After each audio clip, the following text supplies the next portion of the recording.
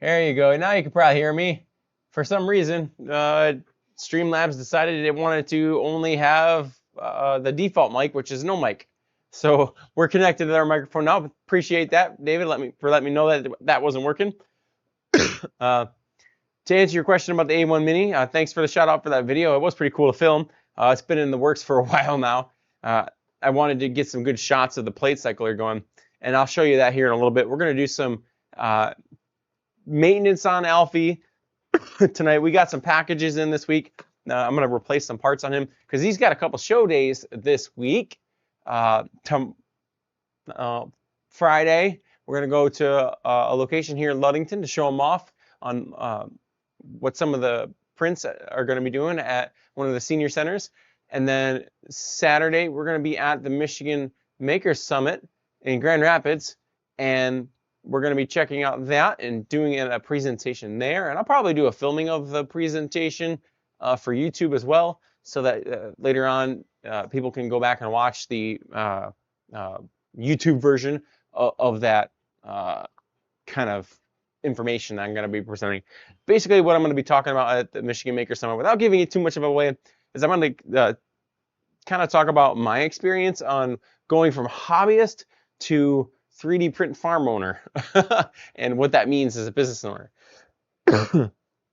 I'm glad you guys can hear now, and apparently all the cats want to be all up on a table with Alfie here.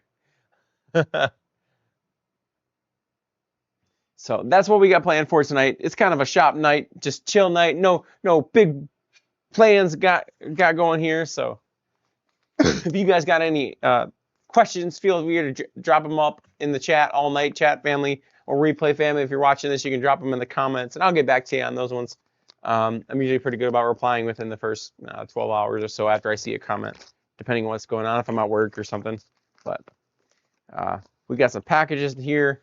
And I don't have any pretzels. I forgot my pretzels this week. Whoops. We're focused on getting ready for these two upcoming events we got going on.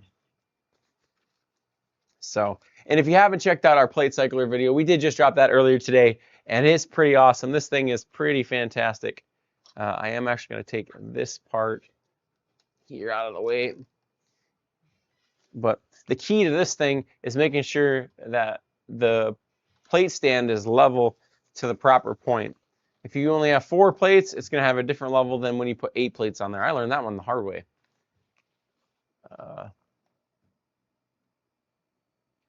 Get caught up on the chat here. I see a couple more dropped in there. David, I got my second U1 today all set up. The A1 next to it is getting nervous. Well, I'll tell you what. If you had an A1 Mini next to it, and you got this upgrade, it would probably outpace it if you're doing single color prints or even multicolor, but it just wouldn't be able to keep up with the waste, obviously. But this thing is pretty cool. Awesome on the U1. I've been seeing some mods out there for the community, and I saw somebody put it was the Creality AMS unit. I don't remember what that is right now. I don't remember what they call it. I think it's called a KFS or something like that. But I saw somebody hook that up to their U1, and I was like, whoa, that's an in-depth mod. I fully think that Snapmaker is going to do something like that. I mean, they have a 6-pin port and they have a 4-pin port. I don't think those spools are going to be on there for very long, especially since the community is already doing that. I'm curious about the plate changer too. It looks very cool. Yeah, let me show it to you here in a second. Of course, I don't have it hooked up to electricity right now, but let me show you kind of a demonstration here. Dante, you gotta move, buddy. Come on, buddy. There you go. So, like I said earlier, the more plates that you put on here, the more you're gonna have to tighten this knob to get the correct distance. But I've got mine set up here for 8 plates. And it starts with 1 on it. So what happens here, you put your first plate on for whenever you start a job. And then the other plates sit back here like this.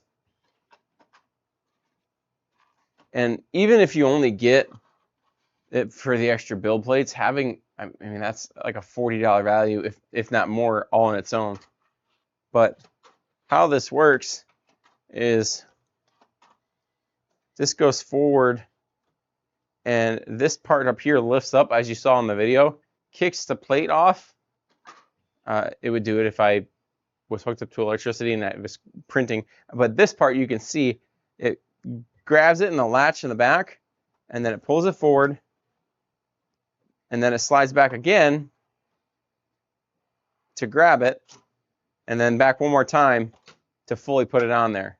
It's freaking cool to watch. That's why I wanted to film it so good during filming and editing, and I hope I captured that well enough for you guys during that. This was really cool to have in the studio here, and anything that I'm going to do with batch printing is going to be on this now. I'm going to throw it through the slicer, throw it to Chitu's program, and it's just gonna go.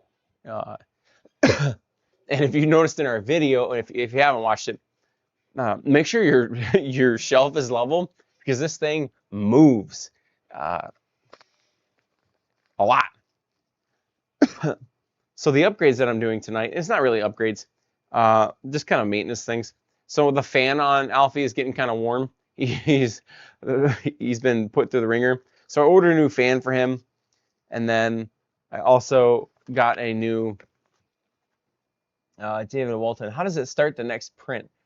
So you have to use the Chitu slicer. Well, you slice all your plates in Studio.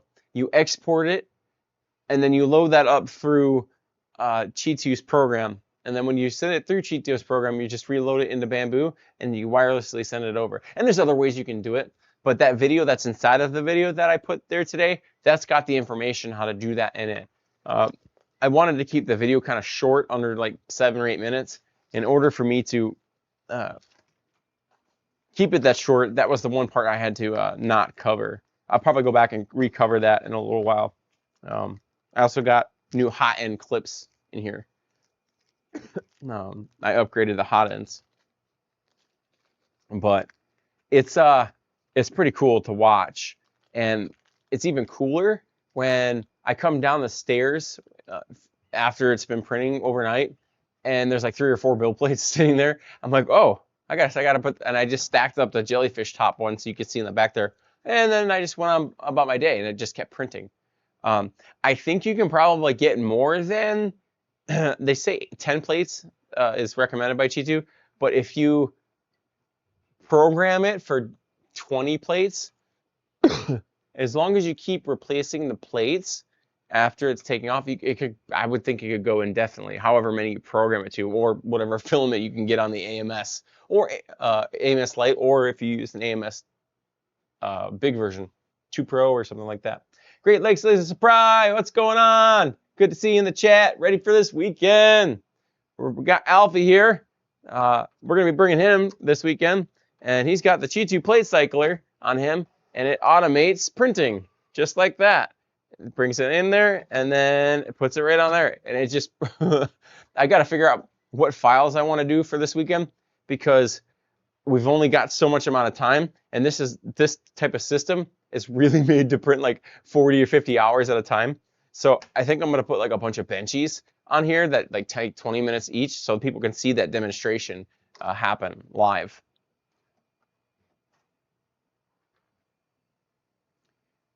Oh, setting up now? That's excellent. I'm excited for this weekend. And my allergies are acting up really bad right now. So it may sound like I'm sick, but it's this time of year, and it's fall every single year. All that pollen in the air just kills me. Not really, but figuratively. So I'm going to take Alfie's faceplate off of here. And then if you're in the chat family, feel free, if you have any questions about the plate cycler or anything in general. This is kind of a relaxed live stream tonight because we're gearing up for this weekend. We got some maintenance to do in Alfie to get him ready for this weekend. And we're just going to chill as a Print and Pretzels family. Just no pretzels this week. I forgot them.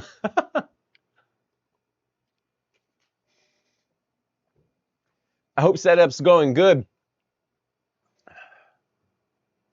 So we're going to take Alfie's face off now. We're going to take his plug off here.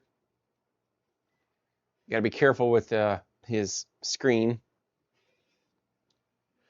I accidentally broke the one on an A1. It wasn't the screen that broke. I disconnected it and the little white connector popped off. I got one coming from BQ. Um, Great Lakes laser play. You could do a laser focal stick. Not sure what you mean by that. I do have a laser engraver. I don't know if that plays it. I just don't ever use it. I got the Elegoo Fecta laser engraver and enclosure. I just don't have anywhere currently in the studio for it, so it's sitting out in the garage. Eventually, I'll probably get the venting system going here. But news for everyone for the channel tonight. A couple of things have happened in a good sense. Maybe just one, but it's a one thing in a bunch of things in one. So I've been in talks with BQ, and I don't know if you guys have seen the announcement recently, or if you follow their Facebook page. If you don't, I would suggest you do so you can keep up to the latest teasers. But the pop verse for the U1, David, I know you own 2 of them now. They're releasing a top hat and a full system around the U1 called the pop verse. And we're going to cover it here on the channel. BQ is going to send me the things that they have for it, and we're going to cover that. I don't know exactly what's in and all in the pop verse. It's still kind of, I don't think all the products are there at BQ yet. So we're waiting to see what they got for us to send. I know for a fact I'm getting the pop hat. I don't know if I'm getting the heater to go inside of it. I hope I am. And I know I'm getting the Panda the pop status. And that thing looks really, really cool. I just did the one for the P1S, and I wound up getting 2 more because this literally changes how I look at my printer. I'm not kidding. With my P1S, when it does the filament changes, I don't know. The cats are zooming in around the studio right now. That's why I keep looking away. When the filament changes, sometimes you don't know if the printer's done or not because it takes a minute or 2 for the nozzle. It just sits there. Now I know what the status is. Like right now, I don't know if you can see it, but it's flashing or fading white, and so is the yellow. It's yellow on here. It's just saying it's in standby mode, and all my printers are in standby mode right now because once the U1's done, I got to take the power station off because I'm bringing that with Alfie this weekend. And then it just changes the way I watch monitoring, and the Panda alarm, I finally got around to programming it so it doesn't sound like somebody broke into my house. But it's really cool. You can do different sound effects with it as long as you get the sound effect files. David, yeah, I saw the pop and the light bar. Yeah, I think, okay, so I don't have any insider information yet as of this, but I think they've also developed a stand for it. That one's speculation on my part, just because of the way that the announcement trailer went. They didn't really show what was underneath it. So I think that they're developing a stand like they did for the all of the Bambu stuff. If they're doing a whole verse, I would imagine they are. And I want to say, this is even further in the speculation on that, but I want to say that they're putting a filament dryer inside of that stand. I hope they are. This is hype. If they're not, BQ, I hope you're listening. Please do. I'm already seeing mods where people are putting AMS units on this thing because it's open source, and thank you Snapmaker for being open source, because if that's true, then we could get, at some point I would hope we could get the AMS unit from BQ and use it with the system. But that's all like future, and that would solve a lot of qualms I have with the printer right now. I love this thing. I wish I had gotten 2 in the Kickstarter with the double unit at like $600 price, but I have no qualms other than I wish I had an AMS to automate the filament feeding. It's a little clunky to me. And then of course the top hat cover, because without controlled heating, prints can lift. David, have you seen the Snapmaker Orca fork that you can do 10 colors using 4 filaments? I have seen that. Right now, that seems like it's a rabbit hole for me to go down. But if it's legit, and I've seen some of the footage out there, I did go down a little bit of a rabbit hole. It was either yesterday or the day before, just watching some of the content, skimming through it, and it's really cool the things you can do with the 4 colors. But it still seems like it's very much in a developmental stage. But the second thing that I want to tell you guys comes from Sunlu, and this one is the teaser announcement that they just released. And we're not sponsored by Sunlu, but they do send us filament, or are going to start sending us 5 rolls of filament every month. So shout out to Sunlu for that. Thank you. We use a lot of it here in the studio, especially their white PET G. I use it for all of my art fair stuff, for shelving and stuff. And I'll be doing some segments on that as art fair time gets closer. But anyways, they made an announcement this past week, and it was a teaser announcement. It was a kind of a covered item, but it had like a little corner that was out. I think, and if you go look at it, I'll catch up on the chat here in a second. If you go and look at it, I think it's going to be I gotta remember, 6 math, 6 on each shelf. I think there's 3 shelves.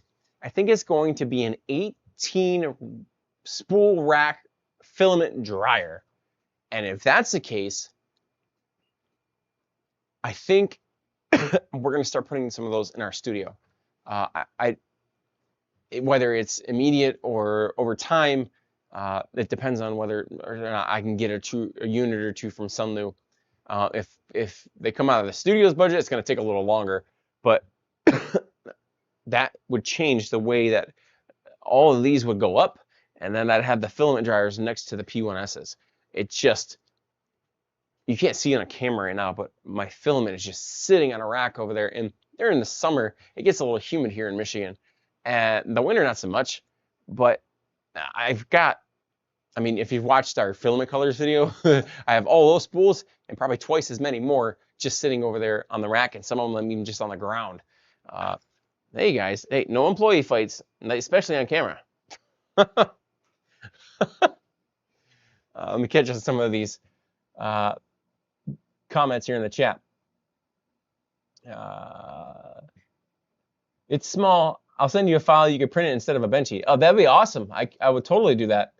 And then some of the other makers can do that. Thank you, Great Lakes Laser Supply. David Walton. Yes, saw the pop cover and light bar. Yep, I love those things. I can't wait to get ours. Have you seen the Snapmaker org? Okay, covered that one. And then saw a video today that was 45 minutes long in English. It looks promising. We'll see. I think I saw that same video. And it was long, quite long. And I don't know if they have any timestamps in there now, but when I saw it, I didn't see any timestamps, so I'm like, I don't have time. I just kind of try to skim with the little bar on where all that stuff is. But I think that's a very promising development with the U1. If you can use 4 colors, CMYK, to make any other color, that's going to be revolutionary as technology. And I'll probably cover that at some point when there's more information to present to everyone. But it is a cool development, and I appreciate David keeping me updated on that. But that filament dryer from Sunlu, I'm very excited, and I don't even know it's a filament dryer. That's speculation on my part. When I know more, I will definitely shout out to the world, hey, this is coming, it's awesome. It's not going to be long. It's supposed to be in Q2, which is less than a month away. And you can see by this 2 spools you can see in the photo that they only take up a small portion of the entire unit. I think it's going to be a pretty decent sized dryer. And then I've started rabbit holing off of that. I'm like, okay, if I get these dryers, if is the big word. If I get these dryers, they're just going to add to the electricity bill. What can I do? Oh, I have a power station with solar panels.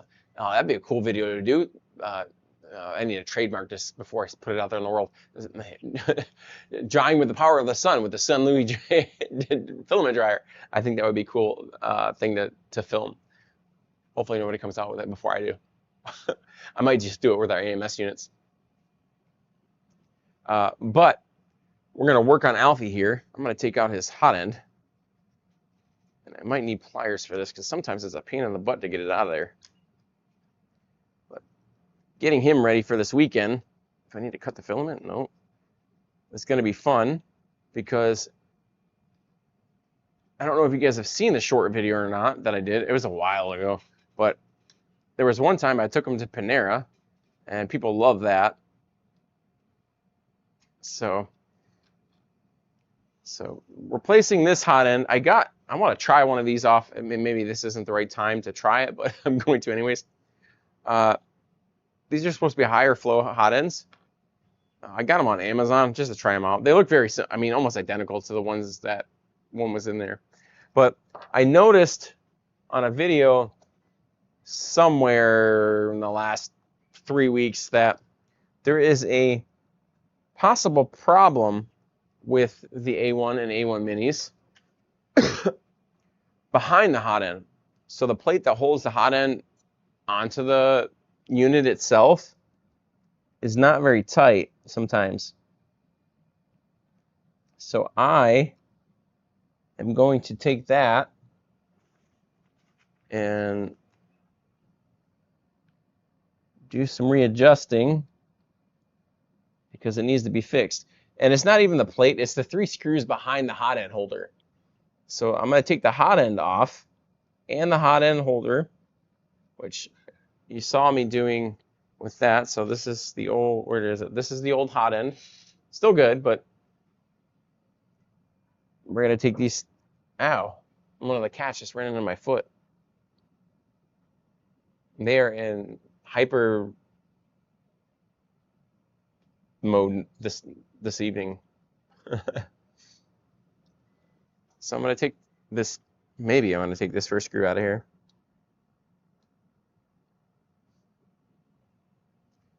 And at some point I'll get like a mount for a camera here so you guys can see what I'm doing for these workshop episodes.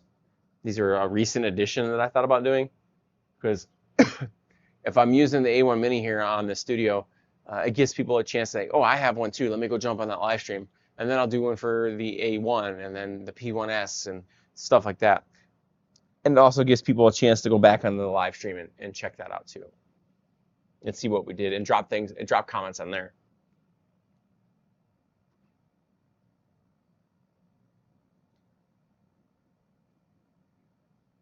I noticed that our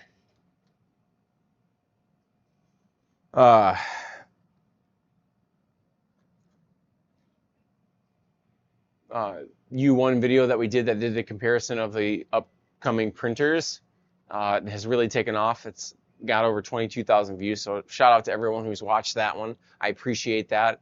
That video is the reason why we are monetized now, so again, thank you to everyone. I appreciate all of that. It's a big milestone for our channel here. And these are the 3 screws that need to be tightened. They're behind the hot end plate.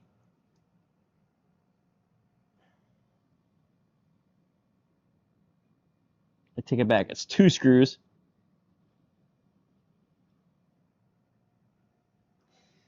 And then I've got those tightened up. And now I want to take the hot end fan off. I'm not sure how I got to do that. I haven't done that before.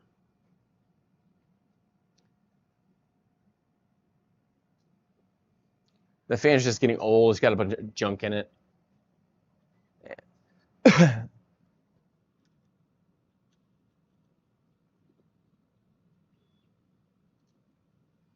need a smaller Allen wrench. It's important that when you go to do this, do not have your printer plugged in. Because if you move the fan, or you touch the fan with it plugged in and spinning, it could damage the fan and the unit.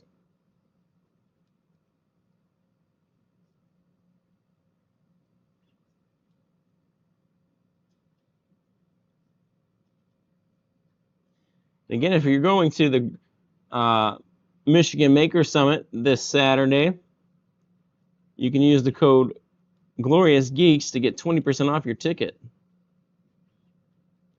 Hope to see everyone there, any and everyone there. If you're in the Grand Rapids area.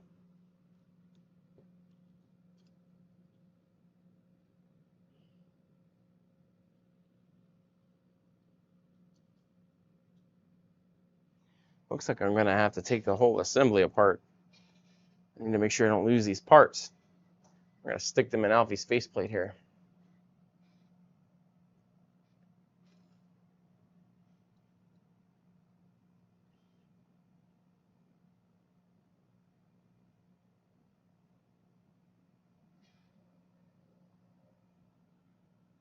So again, what we're doing on the live stream tonight is we're working on Alfie to get him some maintenance before he's got to go perform in front of a live audience all day long. So that's exciting for him. And I'll be bringing along his power station to show off that, you know, you can print with an A1 Mini anywhere.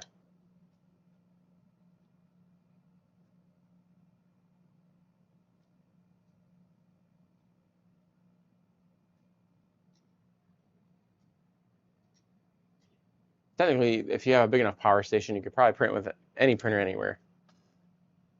Check his filament cutter. That's still pretty brand new. That's good. And then we're going to continue on with a disassembly here. Really want to change that hot end fan. Of course, we got Momo, the supervisor here. What are you doing, buddy?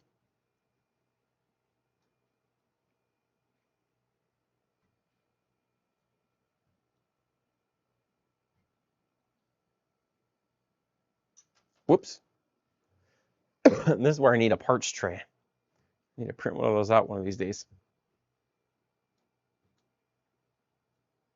I'm going to take the screws off here.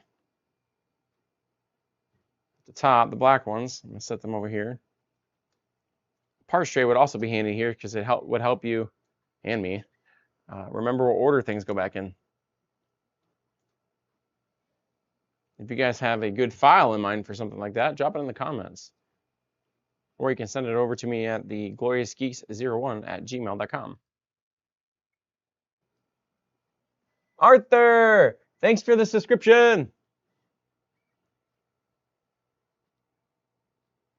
Shout out to you. Doing some. My printers look pretty bored behind me. Well, they are definitely bored. We're waiting for the U1 to stop. We're printing a giant cow on it right now. I'm waiting for it to stop so I can disconnect it from the power station and then plug them back into the wall so I can get the power station to bring with this guy this weekend. So they have to be bored for the moment. I think this is the longest they have not printed in quite a while. So hopefully they all start back up with no problem. Excuse me.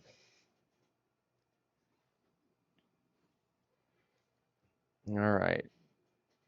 It's been a while since I disassembled this unit. I know there's another screw. Yeah, there it is. Screw I had to take off here.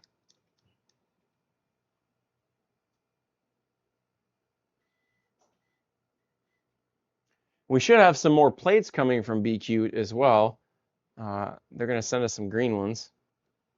This is nice of them. I appreciate that. We have their stuff on the studio all the time.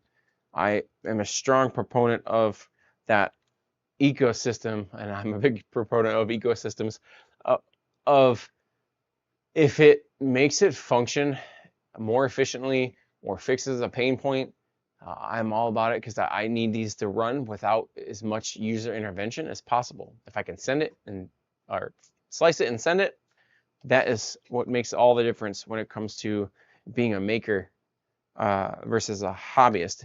A hobbyist, you can spend time tinkering, but if you own a business behind it, that's a whole different story. Suzanne, thank you for liking the stream. I appreciate it. Just hanging out here on Print and Pretzels. We're doing the shop night with Alfie as I try to figure out what parts need to be taken off here to get to this fan. He needs a new, not necessarily needs a new fan, but it's getting pretty old. Oh, I know this comes off of here. I just removed the extra screw, which was this one. Oh, it's the two top ones next. Oops. It's nice having the quick swap nozzle on the A1 Mini and A1, but when you actually have to go into the extruder, excuse me, it's slightly more difficult than I would say on the P1S.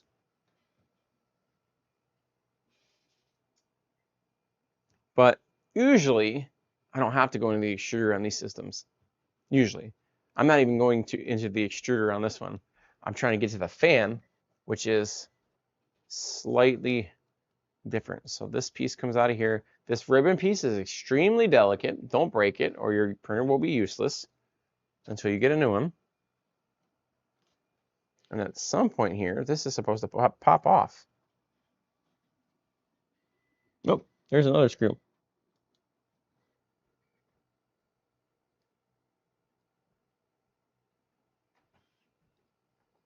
I have also started printing the fidget clickers I'm going to take to give away at the Michigan Maker Summit. They're pretty cool. I'll get them here at the break for you guys. Now, here's the really bad part about this. So when you take this off, there's no like rhyme or reason that like with the P1S it stays together. No, it just falls apart in your hand. So keep track of your parts like that.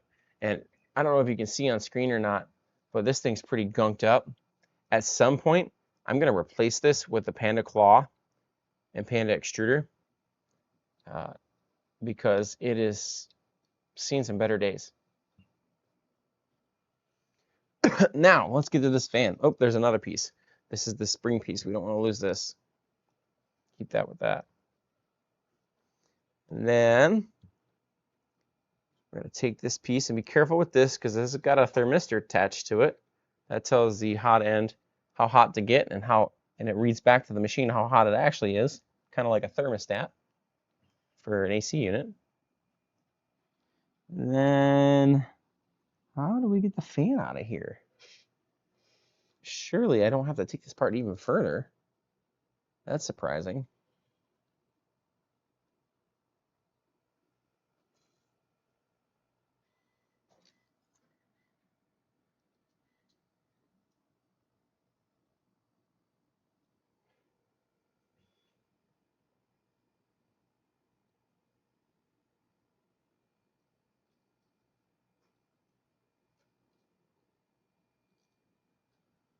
That one there. Oh, forgot that's magnetic. You guys are gonna hear me think out loud.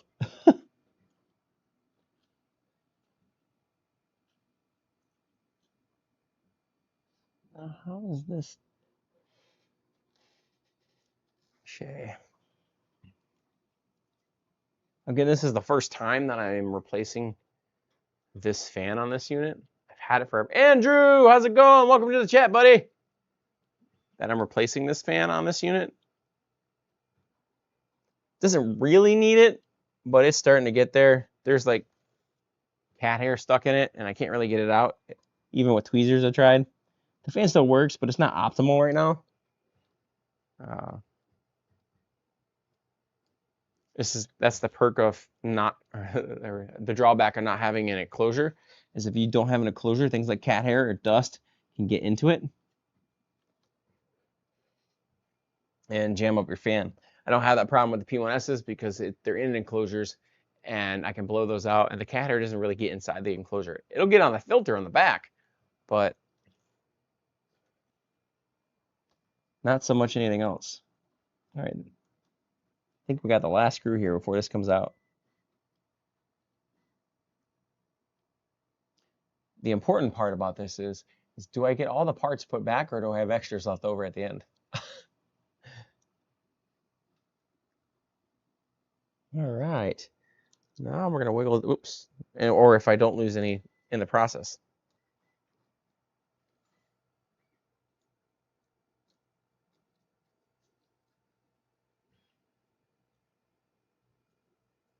If I ever get a bigger studio, I'll do like a workbench. There we go. That's what I wanted. A dedicated workbench for printing pretzels like this. All right, so here is the fan. Wow, they really make you take this all the way apart to get to the connector. Okay, so now we got to go in deeper. So we got to remove this front plate. This looks like it has 1, 2, 3, 4 screws to do that.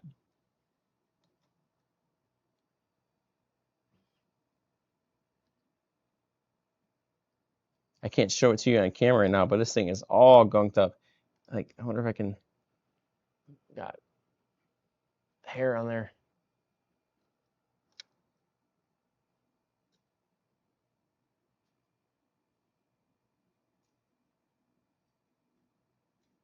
And I'm sure there's probably more of an optimal way to do this.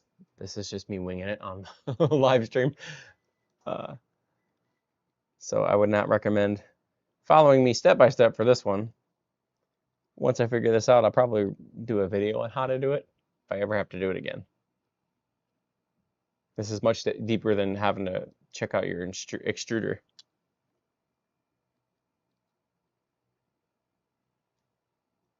And my unit's well over a year old, so the warranty's pretty much shot.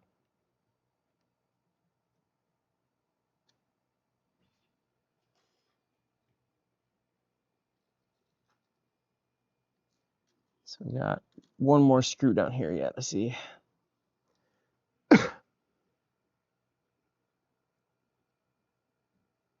There we go. Now it's coming loose. All right. So again, if you're just joining the live stream, we're going to replace the extruder fan on this unit. And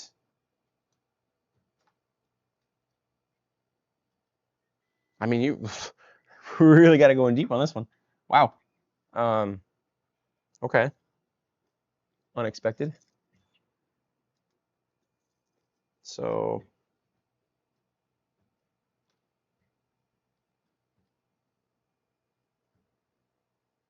just trying to replace a part.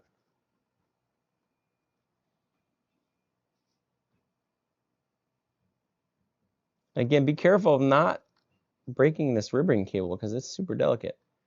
I got to get back to that circuit board that's back there so I can put this connector into it. But they really make you work for it.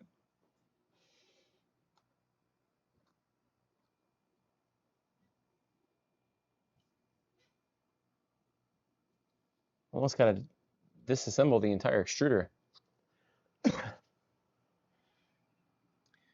All right, so let's see.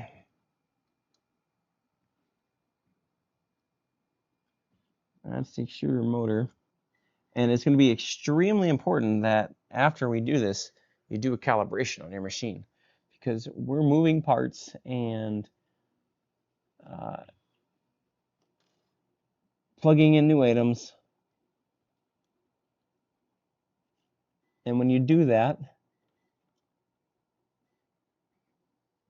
it can move things. And then you'll get prints that don't function properly. You get prints that you won't get proper first layers at times. How in the world does this fan go in there?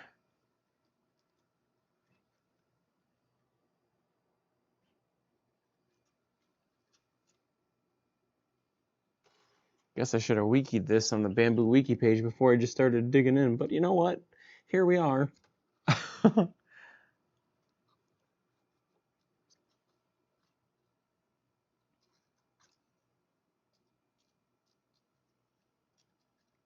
So if you're just joining us on the live stream, we had some cool things happen this week. We got the news from BQ that they're sending us all the Popverse stuff for the U1. So that's exciting.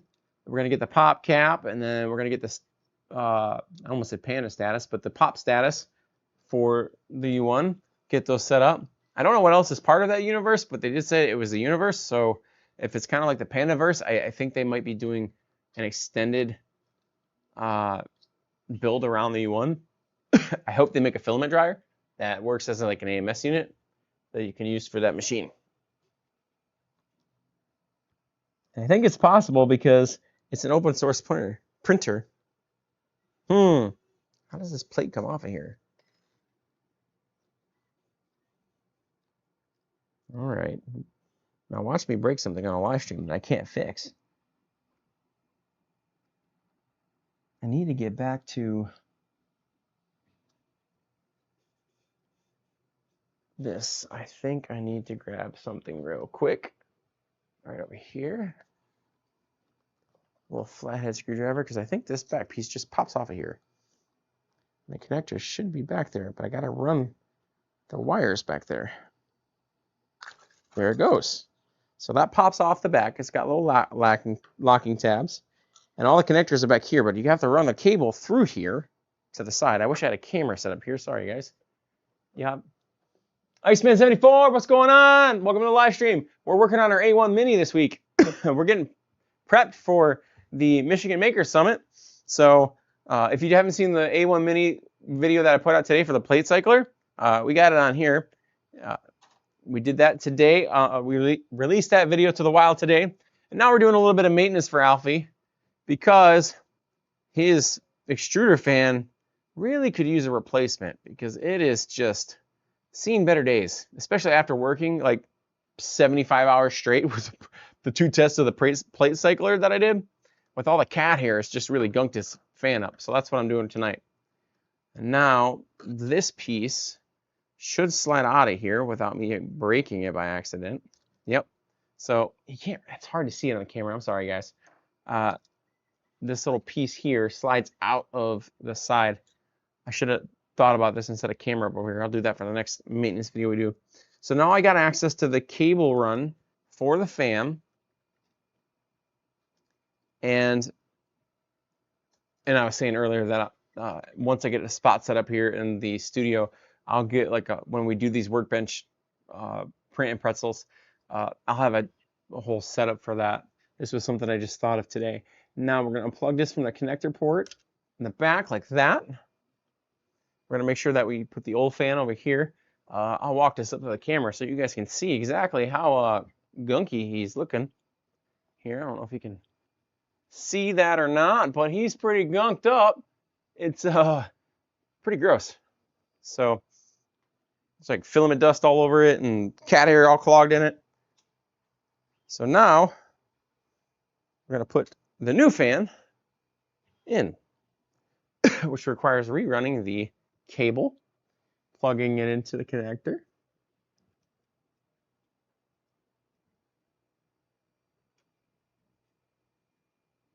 Again, Alfie's been our champion in the studio lately. He printed hundreds of those fidget clickers. I got to rerun this underneath that cord. And then the fan is back where it belongs.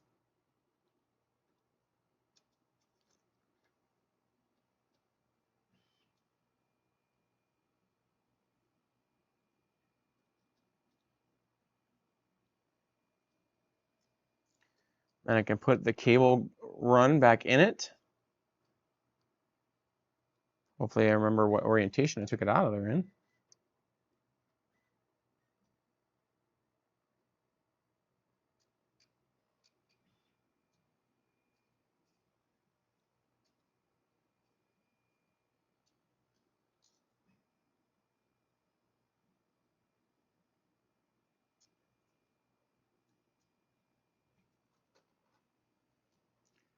But this is not necessarily, this is not something that you would do normally. Unless your fan is not working, or you're like me and you have a bunch of cat hair, or maybe dogs, or the animals that have hair floating about, then you would need to do it, because eventually the cat hair can get clogged in there and cause like malfunctions and stuff. Put this plate back on in the back.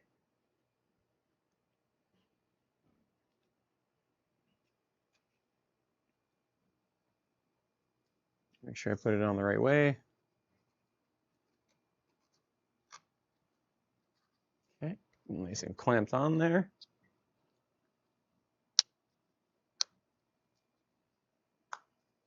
I don't know if you can hear the clicking, but it's quite an audible click. And then we'll begin reassembling this front piece.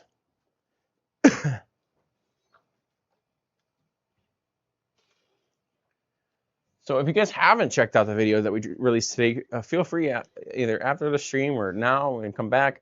And it's like a 6-minute video, but it's for the plate cycler, and it really showcases on like how this thing functions, and it just shoots the plates off and It's coming down in the morning and seeing 6 or 7 build plates on there, just sitting there was kind of eye-opening to me on like how much time that my other printers that are not automated could be printing.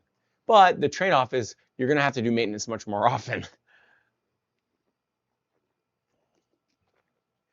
Excuse me. All right, now let's begin to reassemble all this nonsense.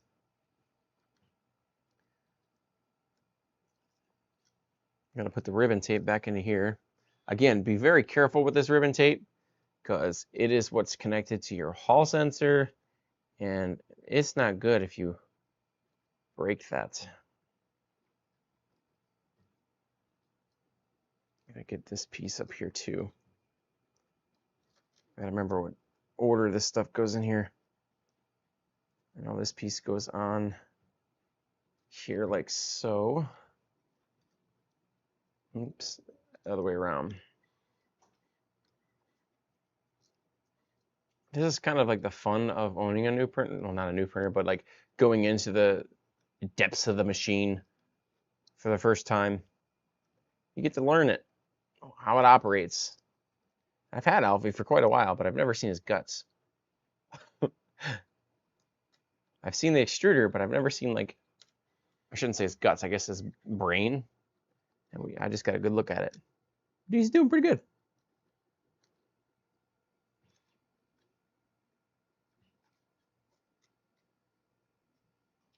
So now we're going to put those screws back in here, where they're supposed to go once everything fits back in there snugly. Snugly, that's a word. So this little cable, I think, has got to come through here. Gonna get to hear my thoughts out loud. There we go. That snapped in there better. Okay, so now I believe these screws go in here.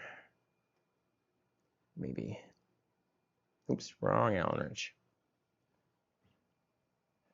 3D Printed Person 8. Hi, I was able to make it. Yes! All right. Welcome to the live chat. We're working on Alfie, our A1 Mini. He's getting a good spa day today before he's got to perform before a live audience.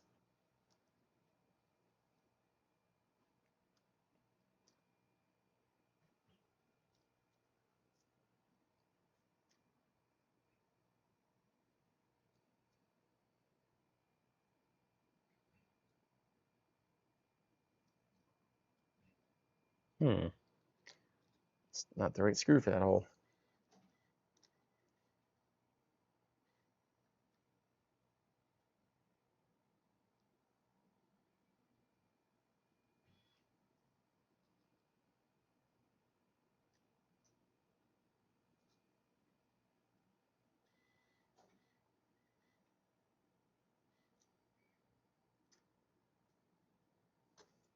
Just a guy working on his printer.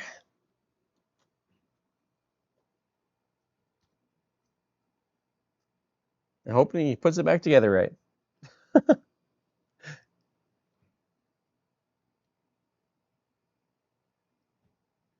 Your snap maker you want arrived. All right. Did you get it assembled yet? A3, did you get your snap maker assembled yet? Congratulations. I absolutely love our machine. And to let you know, BQ has told me, and they've released it, but they have told me, or they haven't released it, but they're releasing it. They're doing a whole universe around the snap maker. It's called Popverse. They're sending us the top hat, whatever you want to call it, the cover, and then the status bar for the front. That really gives it like the look of the P1S one here. I have 2 more to install too. I purchased those 2 because they've really changed how I monitor prints. It's insane. You won't really have that issue on the E1 because it's always moving. If it's not moving, there's a problem. But with the P1Ss, if those aren't moving, they could be doing filament changes. There could be an issue. I mean, you never know. But the status really helps with that. But the status is going to really help with this one for like how far your print's going, because I have to look at the screen right now and hitting that touchpad. Oh, they're also releasing a like the Panda Touch for the P1Ss. They're releasing a touch screen for the U1. So yeah, if you want the like a first look at the pop hat, just stay tuned to the channel. We're getting one. I think I'm getting like an early review version of it. So stay tuned on that one. I'm pretty excited about that. I need a different screw for this spot.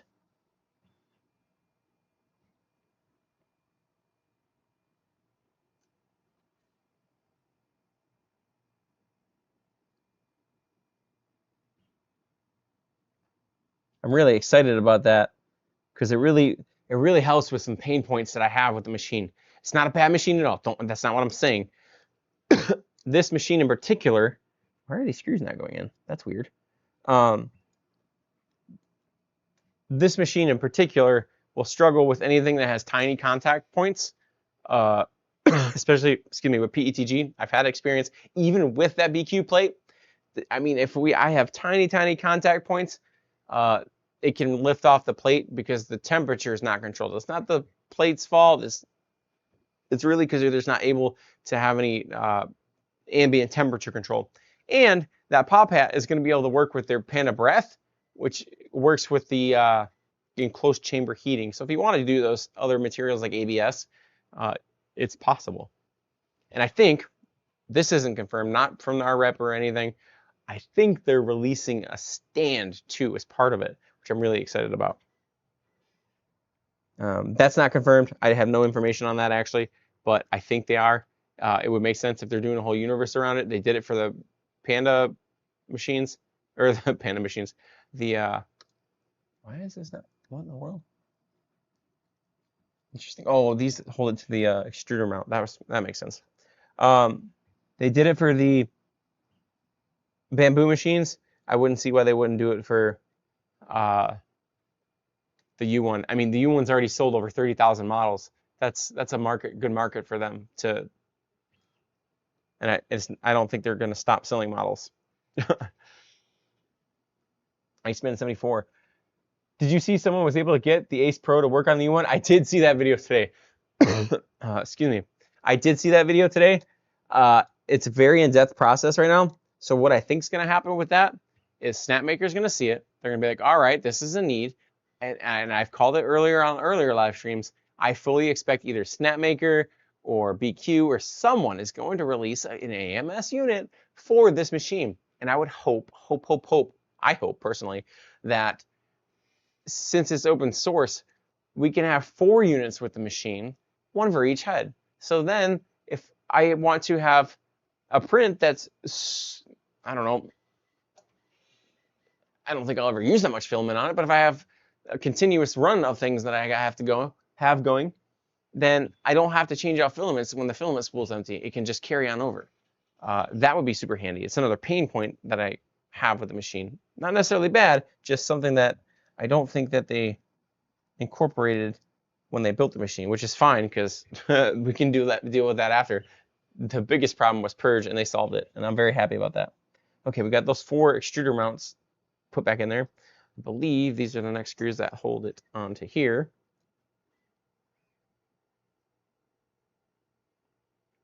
Maybe not. Again, this is where a parts tray would be handy for me.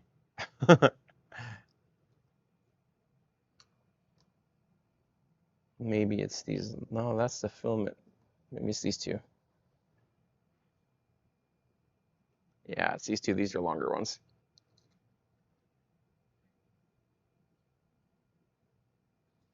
The Ace 2 Pro, yeah, I did mention that earlier in the live stream too. I saw that video and it's really cool. It gives me hope that what I've been talking about for these ecosystems, for these printers, okay, the printer works phenomenally. Now let's solve the pain points for the printers. We need the pain point of filament loading. This is a gripe. Picky, I guess. I hate the side mounted spool. There's no ambient temperature control. I know there's community mods out there, but for me as a 3D printer maker, not so much hobbyist, but like business owner, I don't have time to do those community mods. So if there's something that somebody can sell me to put on there and plug and play, I'm all about that life. If you're a tinkerer, that's not so much the case. If I had time, I would love to go through and do a mod like that because it's just really cool. A3, gotta go. Sorry, be back later. All right, take it easy, buddy. Have a good night. Thanks for dropping in. All right, we got that going.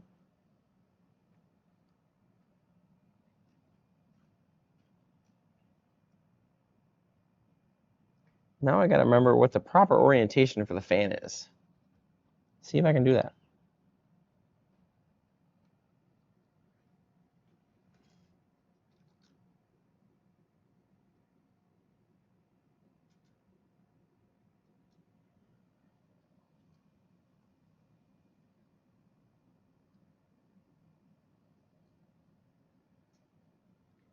Seems like there's a wire in the way.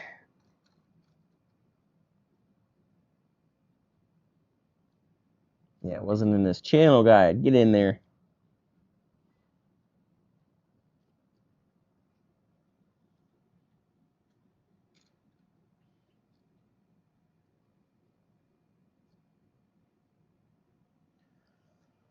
All right, so that is in there. Oh, that would be why. This goes in a housing. I was confused for a second. I'm like, why is this not where it's supposed to be?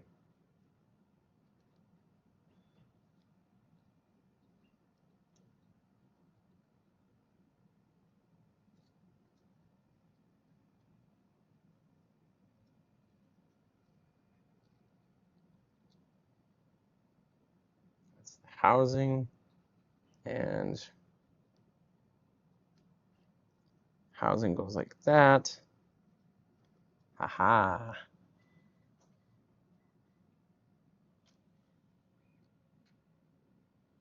Now those tiny screws got to go back in there. Fatel isolation. The Hobby Lobby filament works with the Sunloop PLA Plus 2.0 preset, by the way. Fantastic, because I don't think you can see it. I had it up there. I don't know what I did with it. I have 2 rolls of it here in the studio.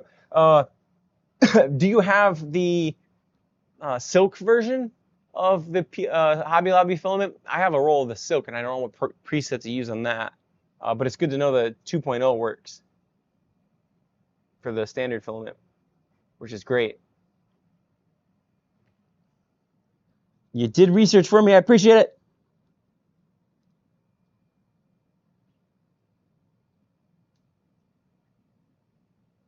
Shout out to you, Fatel. I appreciate you passing that information along.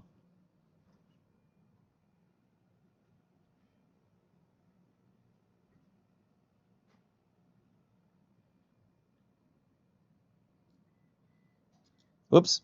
Oh, thank goodness this build plate's magnetic. Otherwise, that screw could have went lots of places.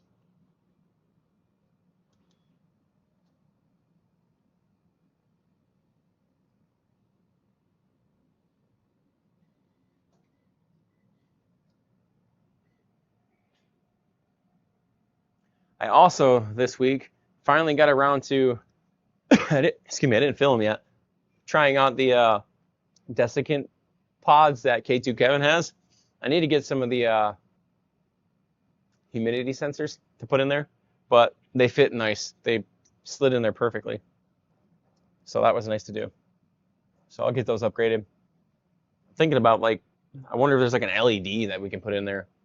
That would look pretty cool.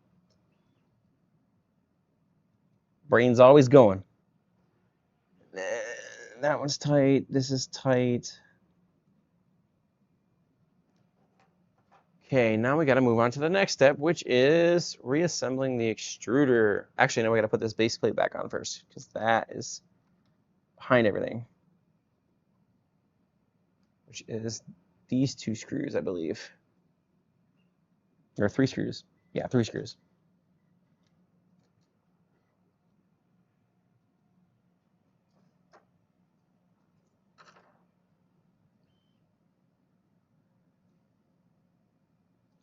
So something that I'm still toying around with, and I say toying around as I work on Alfie, um, like the channel memberships and stuff. I don't know, like I don't know how those will work. I don't know. I haven't done really too much research on that yet. Um, I see other creators use them successfully, but I don't want to. I don't want to be like that. Hey, money. We just got monetized, and uh, kind of deal. I want to keep it real. So I enjoy doing this with you all. But if you have any ideas, let me know in the comments, because that was an exciting milestone that happened over the last couple of weeks that we reached out. And it's all thanks to you guys. So I appreciate all the support you have given us here at the Glorious Geeks. And this is the part right here, but where the hot end magnetically attaches. There's 3 screws that you take off there, and some of the units that come from the factory, there's screws behind there that hold that bracket on that aren't fully tightened from the factory. So that's something I just did as I'm going through here. And I did notice that mine was loose, which would also explain why I had a couple artifacts on some of the prints that I was doing, just because it's a part that can vibrate and move while it's printing.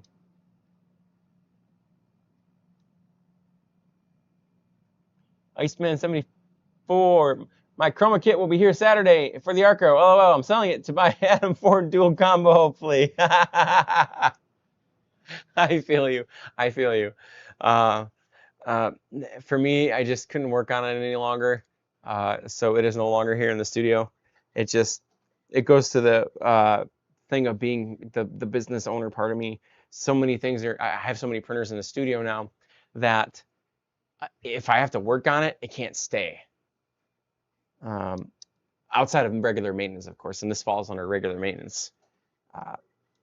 Once a year, maybe every 2 years type maintenance, but this is something I expected to have to do at some point, replace the fan after long hours of printing.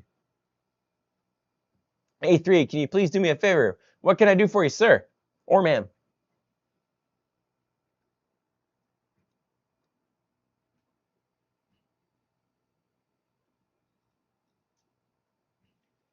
Let me know what I can do for you, because I appreciate you attending the live stream.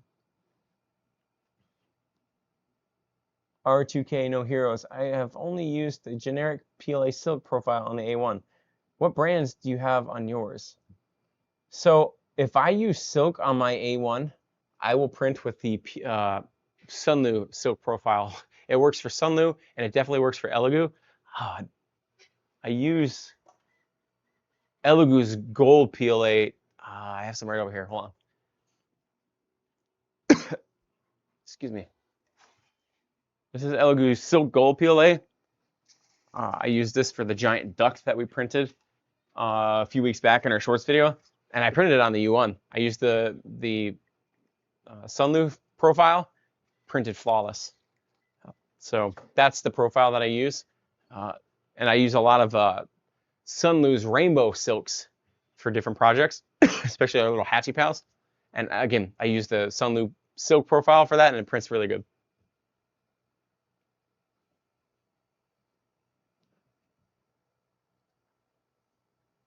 I have heard recently with the new update, I haven't updated yet, but put it in the comments if you guys know. Is Studio gotten Bambu Studio? Did they get rid of the Sunlu profiles? I heard I saw some chatter on the forums that they might have done that. That would make me very sad.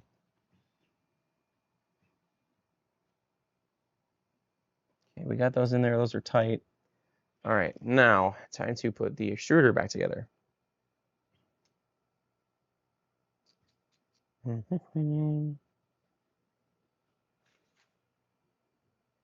did I put it? Oh, it's right there. Haha. Okay, this is the part that's so much fun.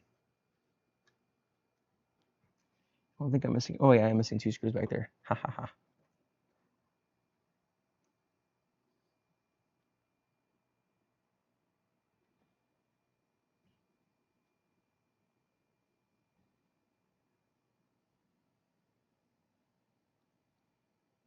So maybe it will work for Hobby Lobby filament. It's possible. I'll probably try it out here in a couple weeks. I have silver. I'm just waiting for something silver to have to print with it. I'm fully expecting Cinderwing to drop some more of her hatchlings, or maybe I'll use it with 3D Gob stuff. He's got some cool little critters. If I had a Panda Claw and Panda Extruder right now, I would totally be upgrading that in here. I'm going to try to get some of this gunk out of the roller here. Need a smaller Allen wrench for this.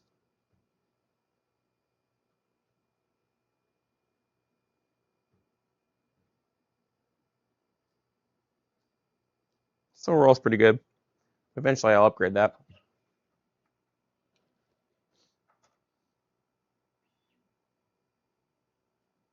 All right, so now we make sure we have our spring. I have that here. Gotta put this back on here somewhere.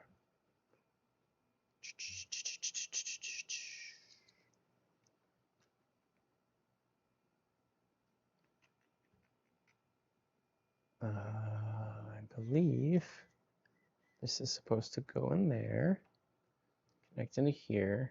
But now, where in the world is Carmen Sandiego? Oh, the words go up, guys. They go up. Excuse me. I have really bad allergies right now, so I apologize if you can hear me cough on camera.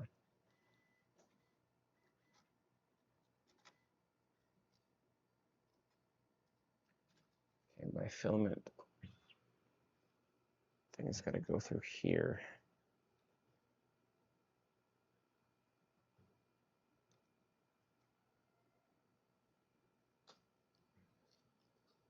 I hear you, Kilala. What's the matter?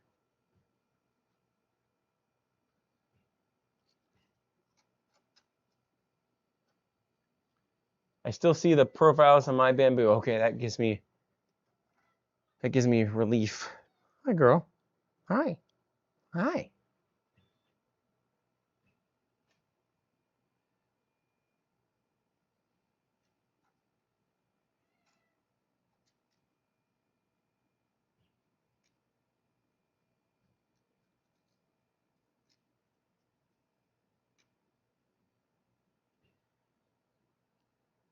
All right. Put this back on here. This goes in here like this.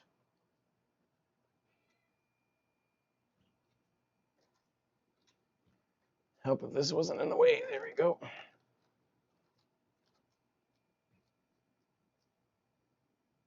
They've never been on board the A1 though. The profiles?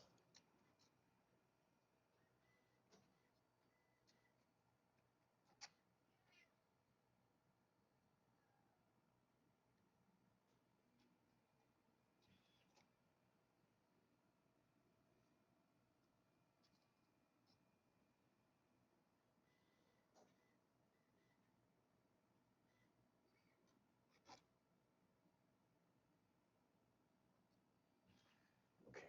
So now I got that there. I believe it's this screw goes through the side here.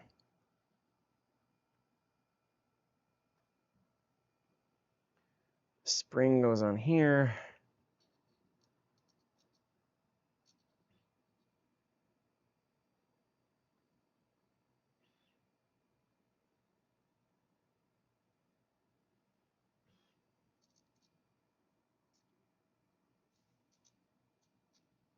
Really?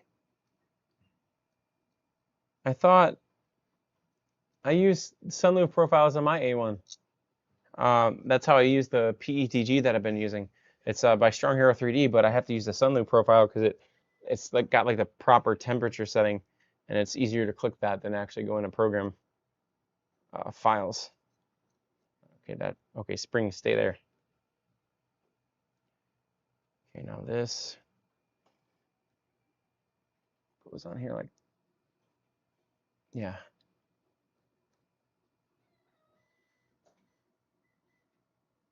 So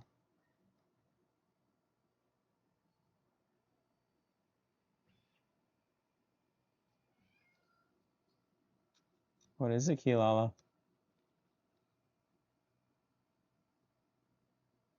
Oh, it would help if I had this on the right side.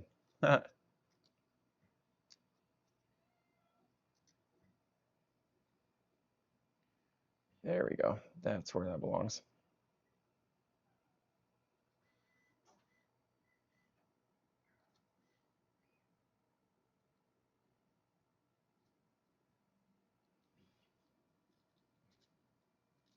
Sometimes it takes me a minute to figure it out.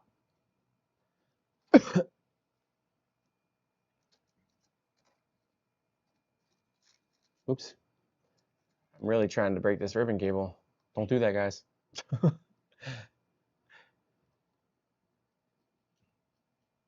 All right, so now we're putting the arm back on to the A1 Mini here, and I dropped the spring.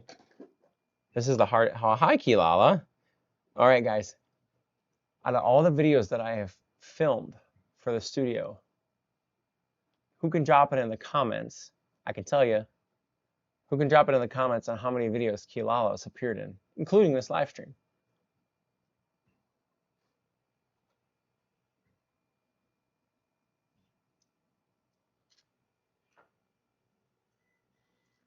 A3, I have 1, 2, 3, 4, 5, 6, 7, 8, 9, and Alfie makes 10. I have 3 Elegoo Centauri carbons. I have 1 Wondermaker ZR, which that's been giving me some problems ever since I started unboxing it. 1 A1, 1 A1 Mini, 3 P1Ss, and 1 U1. Hi, girl. Hi. Say, you're giving everybody a treat. The elusive Kilala makes an appearance.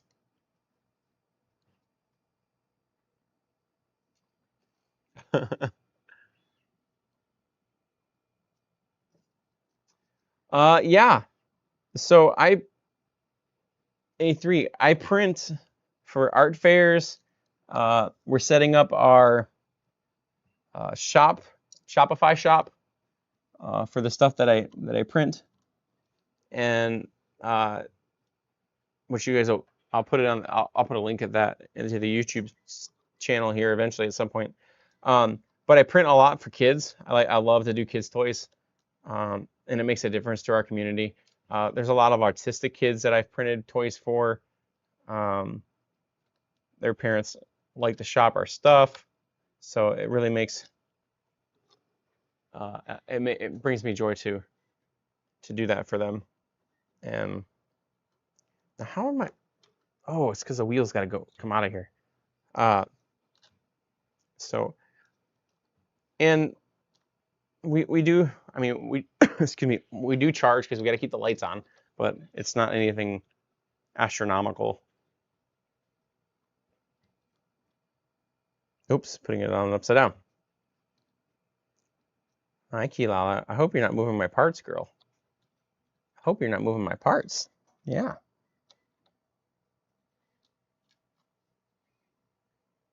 I have a fair coming up this summer. Do you have any tips? All right, so yes, I'm actually planning on doing a video series on it, but since you're on the live stream, I will give you a sneak peek. All right, so my first tip, anything you print, don't print it out of PLA. If you're in a, I got a movie, Kilala, sorry. Sorry, girl. I gotta get down. That was her appearance, guys. So you won't see her for another 25 episodes. And then Briley's back. Don't print anything out of PLA if you're in a hot temperature environment. As soon as that sun hits it, or it's gonna warp it. It'll warp it like crazy. As far as display booths, try to make your booths as open as possible. It's the more open they are, one, the more comfortable customers are going into your booth, and two, it's just more comfortable for you to sit into. 3, I don't know if you can see it right now, but I sit up on a higher chair. You're gonna want to do that for your art fair booth. Don't This is going to sound kind of stereotypical for me to say, but don't be like the thousands of other makers that are out there sitting in one of those pop-out chairs that are low to the ground. One, it doesn't put eye contact to the customer, so it makes you kind of feel standoffish. And two, uh, it's easier to get in and out of them. So that's just a couple of tips that I would suggest. When I get to do this content, I'll probably, excuse me, I ordered a chair off of Amazon that I'll put in the description at that point. But it's a director's chair is what it's called. It's a little bit more pricey than the pop-up chairs, but it's got a little table you can put your drink on. If you have a cash box, you can put the cash box on there. And it's just useful to have. And it sits you up as high like I am right now, so you can make eye contact with any guests that come into your little pop-up shop. I hope that helps.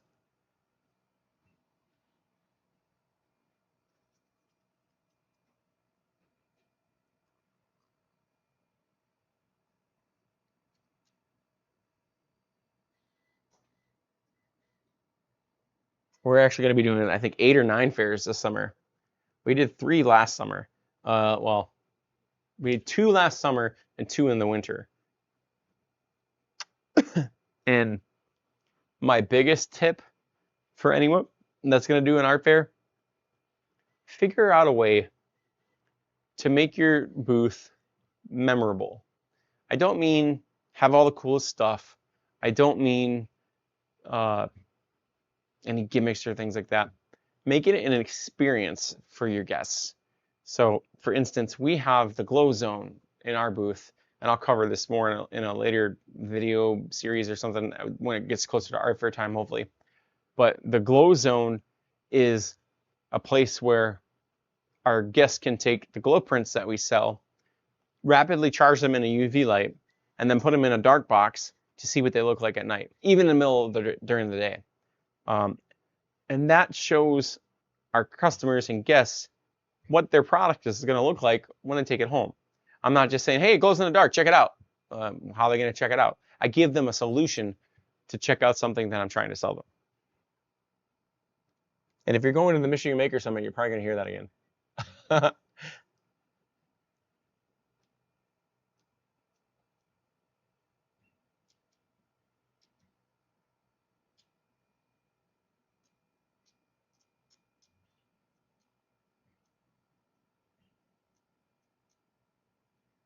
All right, so that's in there. Now let's see if we can get the delicate piece back in there. This little ribbon cable.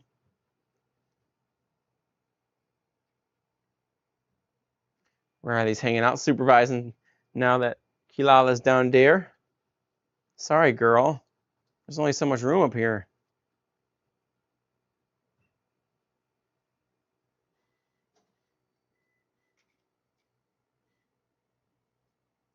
Yeah, and if you want to see some of the glow zone stuff that we've printed, we have some of that stuff in the shorts videos that we've done.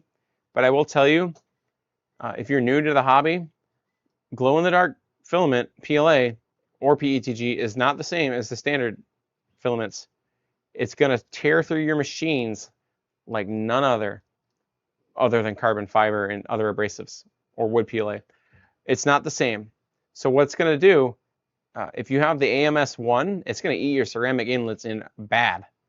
If you have the AMS2 Pro, you'll be all right, but it'll eat your PTFE tubes in both of those AMS units. And if you have the AMS HT, like we have behind me, those are good for abrasives, but they're a pain to change the PTFE tubes.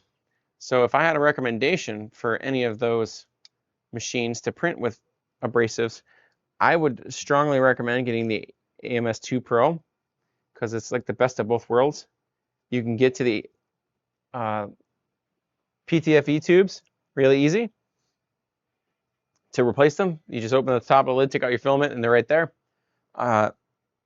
And you don't have to worry about the ceramic inlets. If you have the original AMS unit, some upgrades you're going to want to do, and I'll have those in a future video here. I use the Panda, they're the little plastic black things that go over the inlets. I've actually upgraded those. Funny story. I've upgraded to those after I've already worn out my ceramic inlets, and they make it to where I can use it again without having the retraction codes. So it's a cheap $9 fix to fix an error that I didn't know what was causing it until I was well into using my AMS units.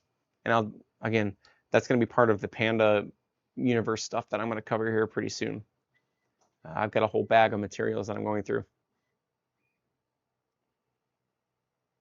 Riley, are you trying to eat screws? That's not good for your diet there, buddy. A3D. I have an A1 and an A1 Mini and a Snapmaker U1. So I have all three of those too. Those are all awesome machines. So if you have any questions, feel free to drop them, and I'll answer what I can.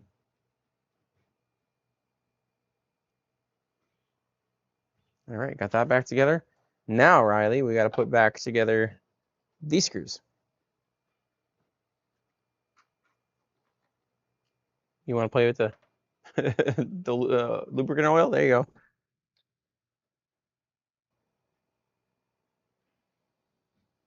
Juba Tuba just subscribed. Thank you for the subscription. I appreciate it.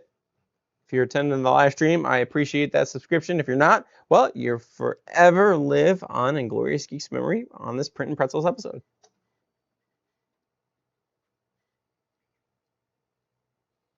Question for you guys that are watching right now. Did you see that pop up on the screen when that came up? Curious.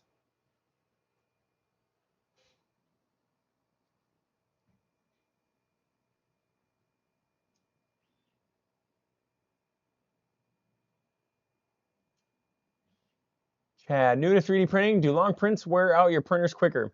It depends on what filament you're printing with. PLA, not so much. PETG, not so much.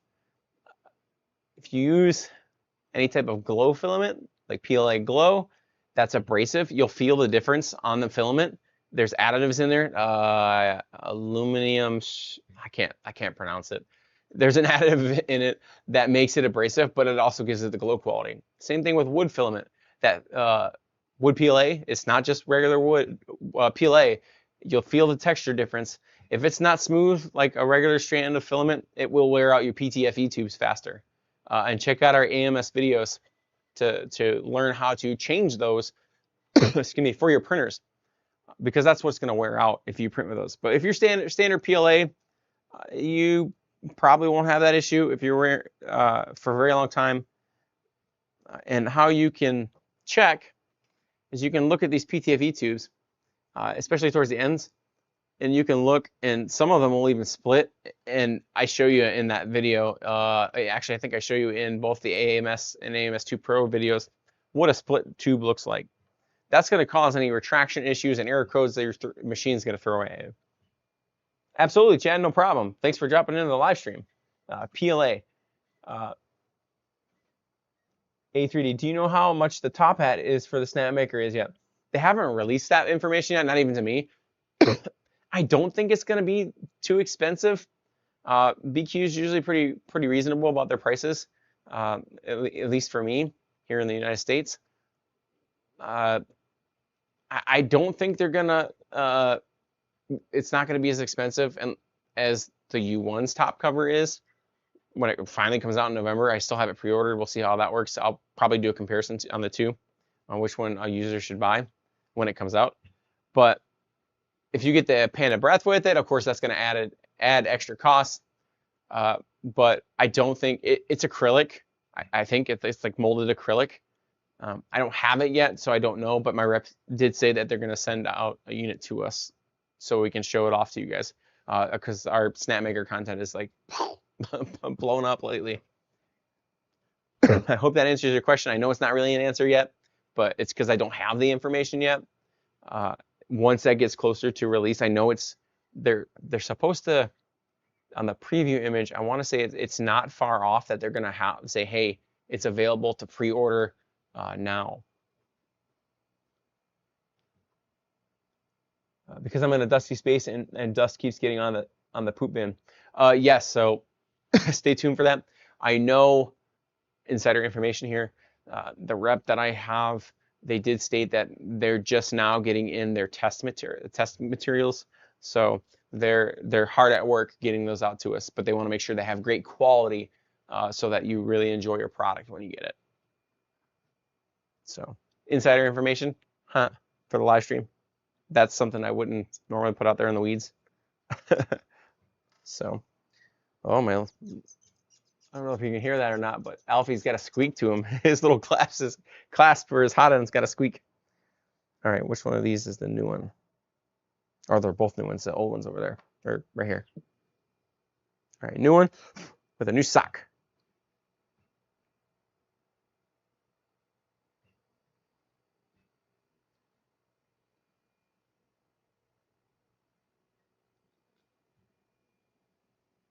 Yeah, I have the same problem, A3. Not so much dust, but cat hair. I gotta constantly clean that thing out with the duster. Um, it's a real pain.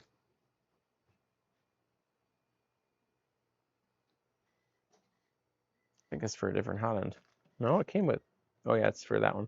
This is the one I want.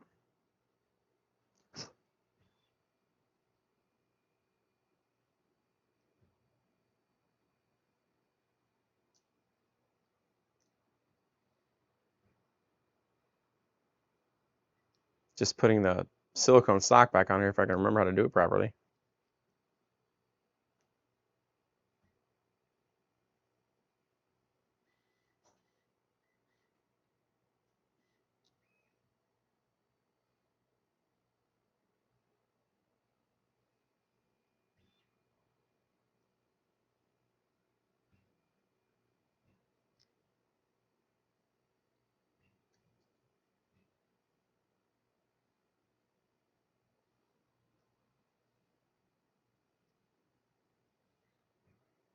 Hmm.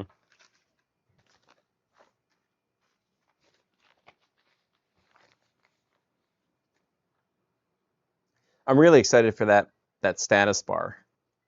I know with the U1 it's not exactly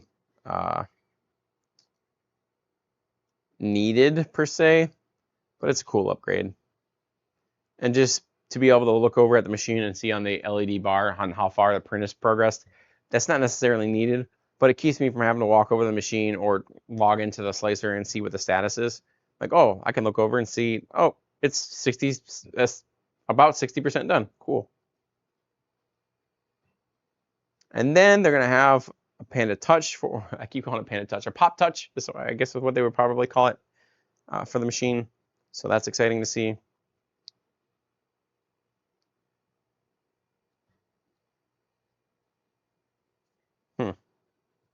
Weird. Snap this on here like this.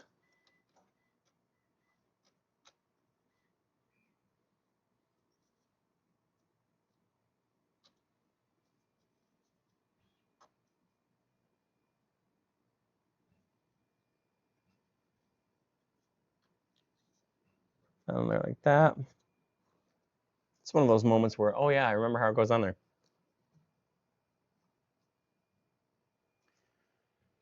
Right, so then we put these back over here. 3D, catching up some of the comments, guys. For the art fair, I'm going to for a video game style like Minecraft, Zelda, Pokemon, and all the fun stuff. Where are you? The art fair I'm going. What is that like the theme that they're gonna have there, A3, of all that stuff?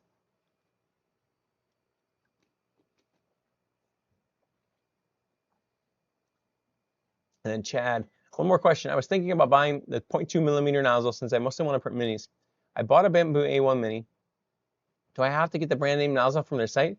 Amazon generic? Okay. It's funny you asked that because that's what I just put on my A1 Mini. So I'll have an answer for you here pretty soon. I'm going to take a couple extra nozzles with me down to the Michigan Maker Summit, but I wanted to try out an off-brand. So here I am, living and breathing your question. Because they are, I feel like they're slightly more expensive than they need to be, but I don't know if you can do that with like the P2S and their stuff because they're, or maybe it's the HTC. One of them wirelessly communicates with like a RF chip, but I don't see why these ones would be an issue because they're just the standard magnetic nozzle that goes on there. I know BQ offers a high flow nozzle that you can essentially print faster with it than you could with a standard nozzle. A3, no, it's just one I'm printing. Oh, okay, cool. That's awesome. The Minecraft stuff is pretty popular. I know with the Super Mario movie coming out, that might be popular too.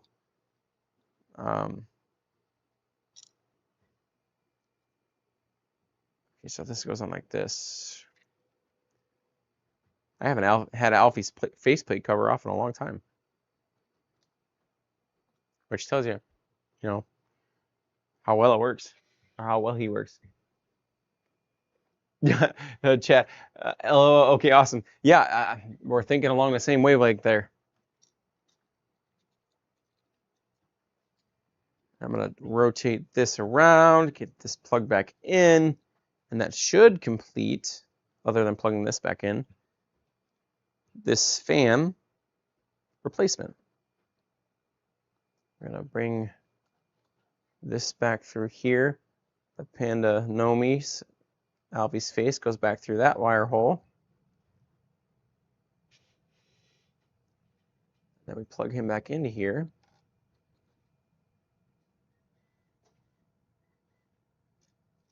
Maybe.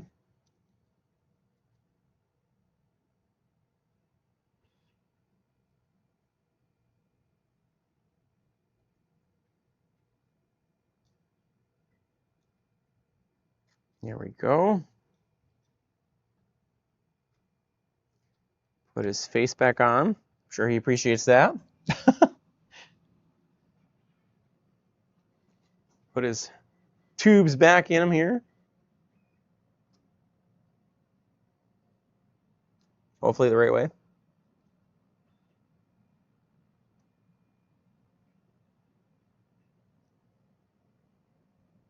A couple of weeks ago, somebody asked me if they can print glow PLA with the AMS light. I would advise against it because the retraction is really hard on the AMS light because it doesn't have very powerful motors.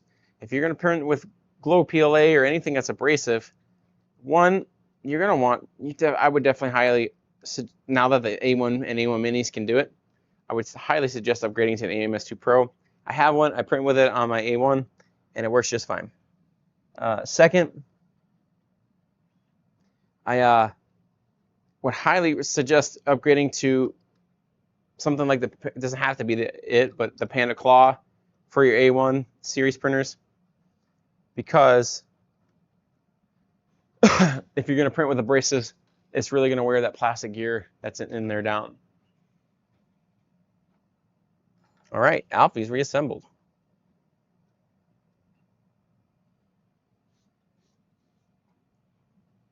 Put a plate back on him. Make sure his bill plate's all cleaned off here.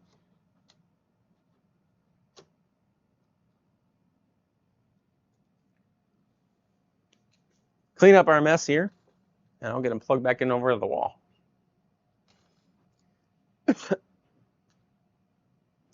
Actually, I'm gonna give him a little bit of lube here. A little bit of oil on his rail, give him some extra go juice while he's over here.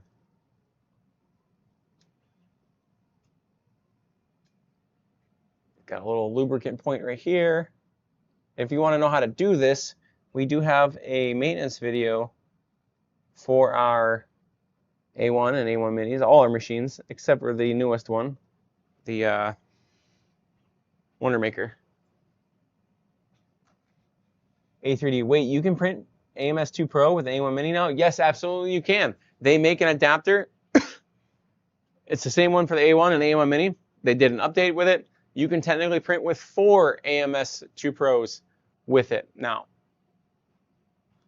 Is it the most efficient way to do it? Not really. But what it could be used for, and I'm probably going to experiment with this at some point, is if you run something like the plate cycler for so long, you could burn through a lot of filament, and having to reload it would be a pain. You could fully automate it if you have something like the AMS Lite or the AMS 2 Pros. You got 4 of them loaded up on there for the same filament. This thing could print until it needs maintenance. So, I mean, there's endless possibilities. Looks like I had some filament. That's not filament. That is a broken piece off of my printer. Looks like the fan shroud. Yeah, the fan shroud piece broke off of there. That's okay. It's not a functional piece, thankfully. And the fan's not moving. Well, I mean, the bright bracket's not moving, so that's good.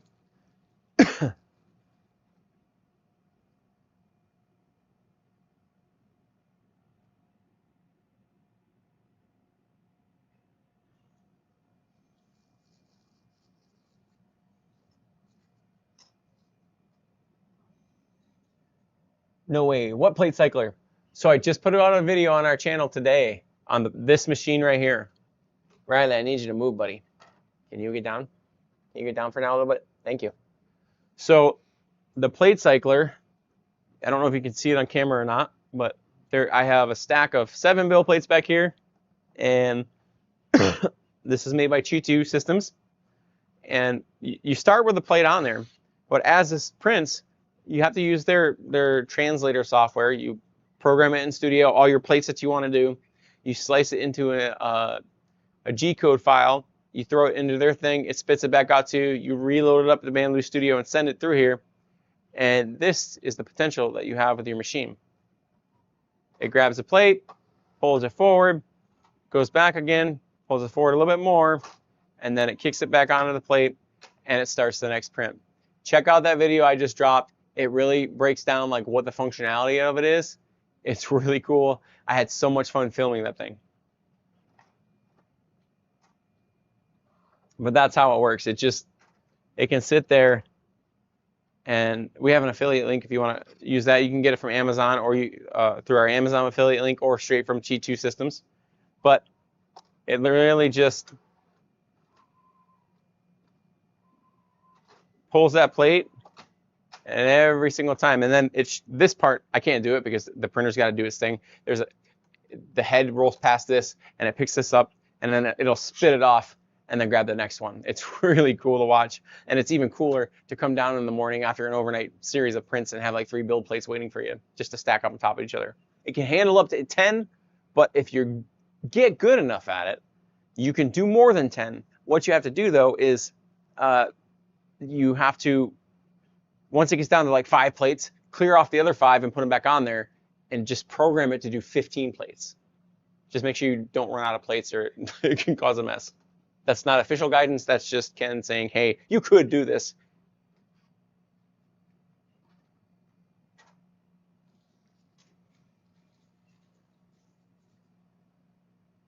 So that is the demonstration on that. I got some junk stuck up there, but it's fantastic to watch this thing just work. If I had a power cord over here right now, I just turn it on and have it print benchies for you all. But it's just a really neat setup. One thing I will recommend if you do get this, just make sure you put like some sort of adhesive on these texture PEI plates. I use BQ's glue or hairspray. Just don't spray it near the machine. If you use hairspray, take it away. But it's a really cool little machine.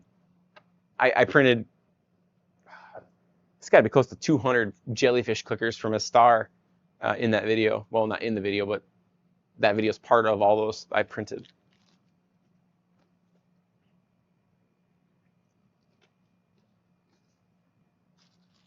Clean up our mess here. This thing's really cool. The key to getting it right though, it comes with 4 plates. So it comes with that many plates. Or yeah, this many plates right here. 1, 2, 3, 4. The key to getting it right, where the plates sit, there's a screw in the middle, and it acts as like a leveling mechanism.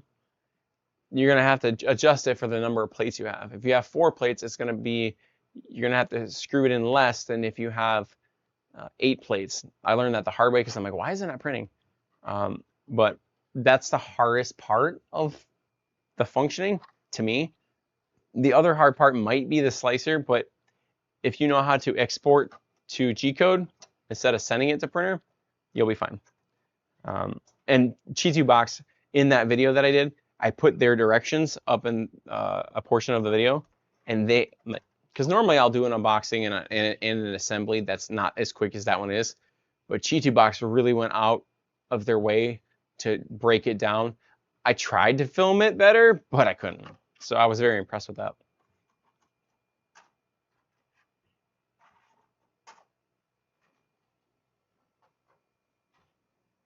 I love your content and wanted to ask you if you wanted to collab. Send me an email. It's in the description and in the description of our video, so we can have a chat for sure.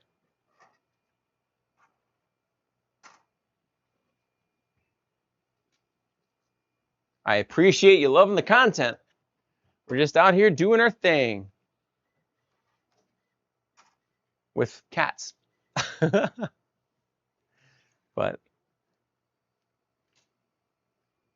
this has been a pretty chill live stream tonight, guys. I appreciate you all attending, watching me work on Alfie here and getting him ready for his debut at the Michigan Maker Summit. They're going to have the U1 there. They're going to have some of the other new machines there. I guess Creality sent a bunch of filament for people to get for giveaways. So shout out to Creality for that.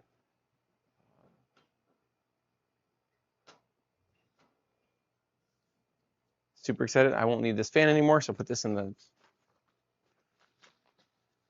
square receptacle. I'm going to do Alfie's guide rail here, or not guide rail, but his access points here. Doesn't really have any gunk buildup in there, so that's good. Push this down. This is not technically how you're supposed to do it, but I don't have it powered up right now. Put his grease on his Z-axis rod here. And when I power him up, I'll just move his print head up and down to get that to go in there. Live maintenance. Check that out. I've only used it 3 times and I had no problems, but what do you think about Snapmaker, Orca, and AKA Snorka? I can't stand Snorka. I don't know if it's changed since I last used it, but I can't stand it. It's kind of my pet peeve when these companies try to make their own brand of, and I know Bambu Studio is a offshoot of it, but that's a whole other topic.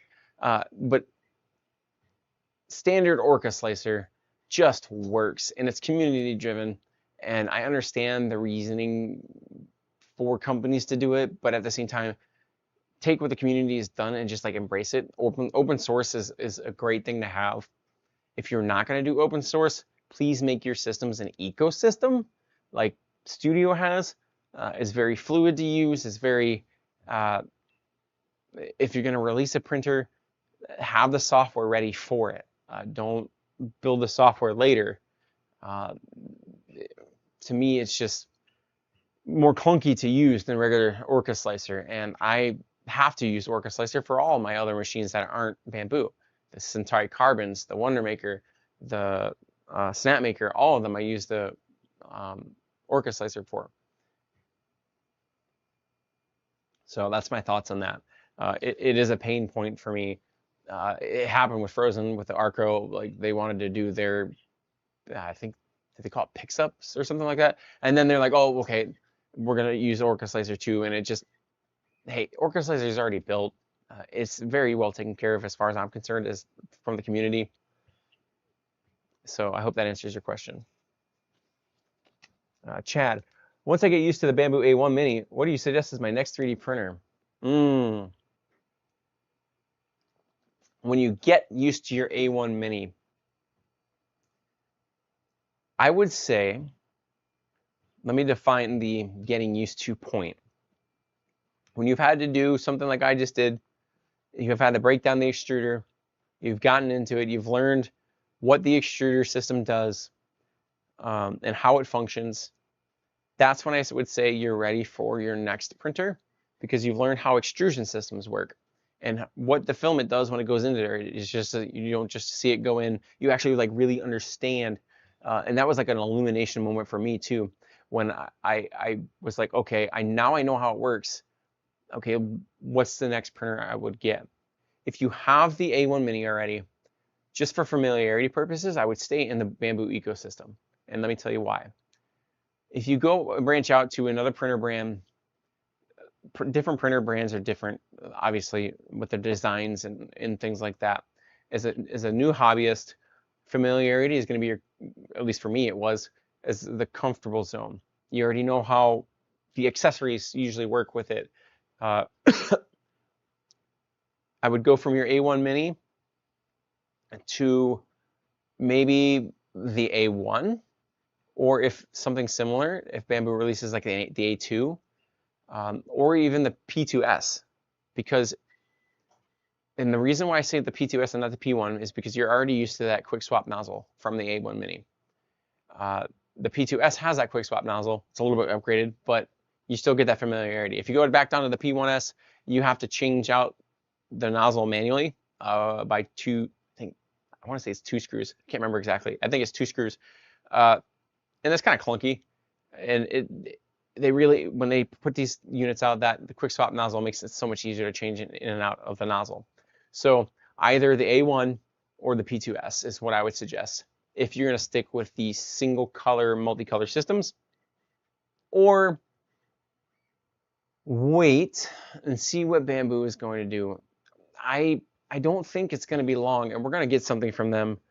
And I covered it in the, I've done so many videos now. It was not the most recent Snapmaker video, but it's the one that compared the different printers that might be coming out. They're going to be pressure in the market. Bambu is going to need to release something soon that addresses what the U1 has addressed. That price point of $1,000, efficient, multicolor for that price point. It's a big hole that Snapmaker is filling, and I don't think Bambu is just going to give up that market share. If they're not already developing something, they should be. In that video, I break down, not fully break down, but I elaborate on, okay, the H2C came out, and that really wasn't the answer that, at least my budget price point of $1,000 or less, really was looking for. If you're a prosumer and you can afford the $2,300 machine that prints multicolor with the Vortex system, that's great. I'm not yet, and I don't get review units like that. So it is important for us hobbyists that have lower budgets that something like this is just changing the landscape of where we shop in. And I'm not necessarily sure I'm going to, from a business standpoint, shop in the higher price range, at least anytime soon, because this is a prime example. I know the Vortex system can do 7 colors. I know it's got its, and obviously I like Bambu, I really do. I have a lot of their stuff. But I'm gonna be honest, that H2C system is, I don't have them, so I can't fully, but I don't want one. I don't want to spend that much money on one, but I digress. For 2.5 times what you spend, you can get 2.5 of these units for 1 H2C. Okay, now we're really seeing that the innovation's coming where you can do 10 colors really with this.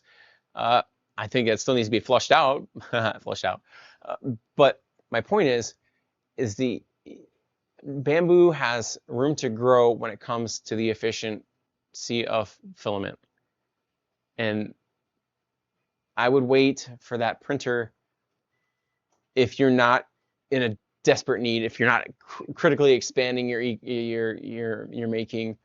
2026 and maybe even early 2027 is really, we're going to start seeing printers that have this innovative tech because Snapmaker has pushed it. I know people will come at me in the comments and say Prusa really did it, but no, the affordable price point of tool changers was this machine.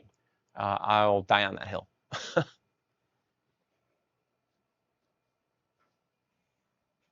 And catch up on the comments.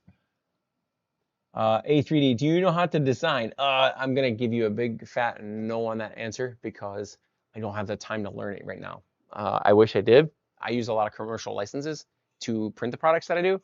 And if you're going to the Mission Maker Summit, I'm gonna break that down, the pros and cons of doing each. If you want to design your own, you get control over the IP. Nobody can copy your stuff. I mean, they could copy it, but you control who sells it. You can control, for the most part, you can control a lot of things. But you lose a lot of time because you got to design those products. However, in the opposite side of that spectrum, the commercial licenses from like Cinderwing 3D, 3D Gob, Maker Ice 3D. I mean, all these other companies that are makers, creators, I should say, not companies, have commercial licenses available for you to use. You pay a set fee every year, and you have the ability to sell their stuff legally. That is the route I have chosen to go because I have so many other things to do. If you're just strictly a maker and you have the time to design, that's perfect. I have many irons in the fire, so I don't have all that time, and I want to make sure that I have time for my family too. So my perspective on it is if it saves me time, that's what I'm going to do. That's why the printers and the reviews that I'm going to be doing, and I do. If it doesn't save me time, if it doesn't fix a pain point, it's not really for me and the glorious geeks here in the studio. And I say the glorious geeks because it's my family and you all. I wouldn't like try to market something to you guys that isn't going to make things more efficient for you. Some of you may disagree if it's going to help you or not, but I try to take a general viewpoint and where that pain point is, like the Plate Cycler C1M.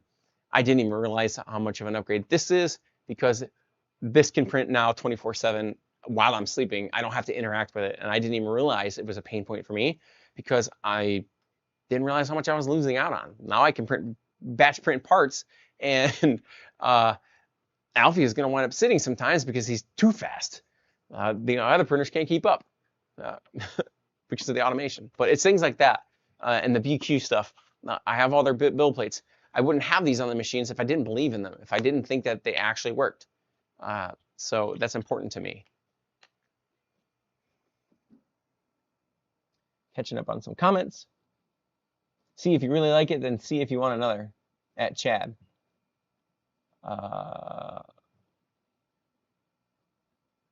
Once I get used to the Bambu A1 Mini, what do you suggest? I answered that one. Chad. Take it slow. Okay, good.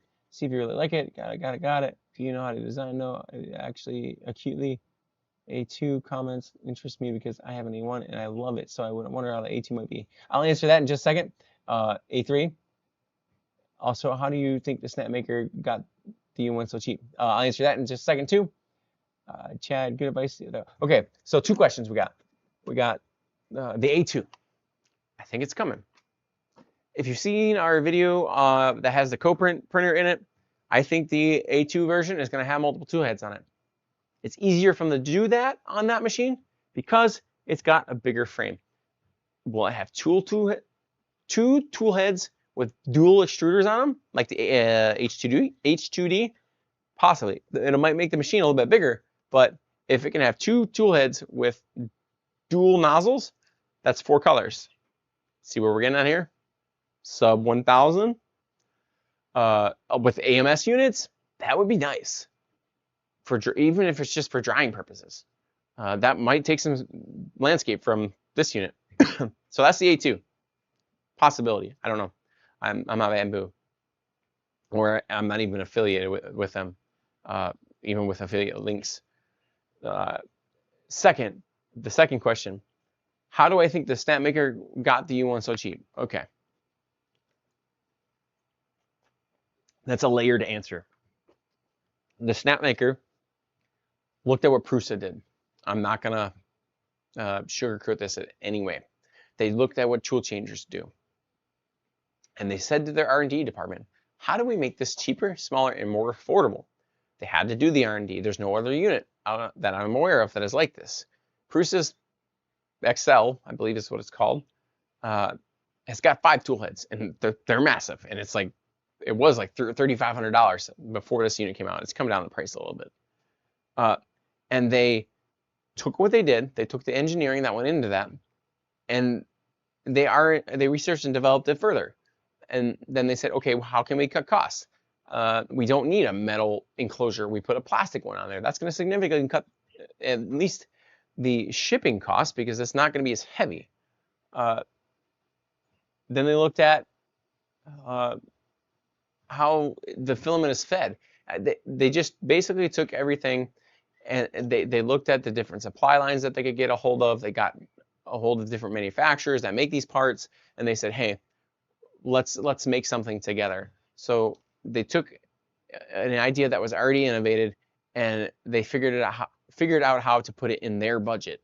And when I say their budget, I really mean ours, if that makes sense. Glorious in A3, thanks for answering my new guy to the hobby questions and hanging out for a bit. I'll stop back another day. I subscribe. Thank you so much, Chad. I appreciate you attending the live stream, and you have a great night. We'll be wrapping up here in just a little bit. But that's the answer to that question. So if you guys have any other questions, drop them in the comments. We got about another 10 minutes here in the live stream. I'm going to clean up here and get Alfie back to his home over there next to the U1. In the next couple of weeks, I'm looking for a power station for the other side of the studio. Once I get that, I'm going to move the U1 back over to that side because I'm trying to have this side, as you can see in the label up here, the Bambu printers, because I'll probably get a lot of flack for this in the comments. Right now, the way the world is in 3D printing, there's the ecosystem, which I really enjoy with Bambu. It's very fluid, it's very easy, user-friendly. And then you have all the other printers that run on Orca Slicer.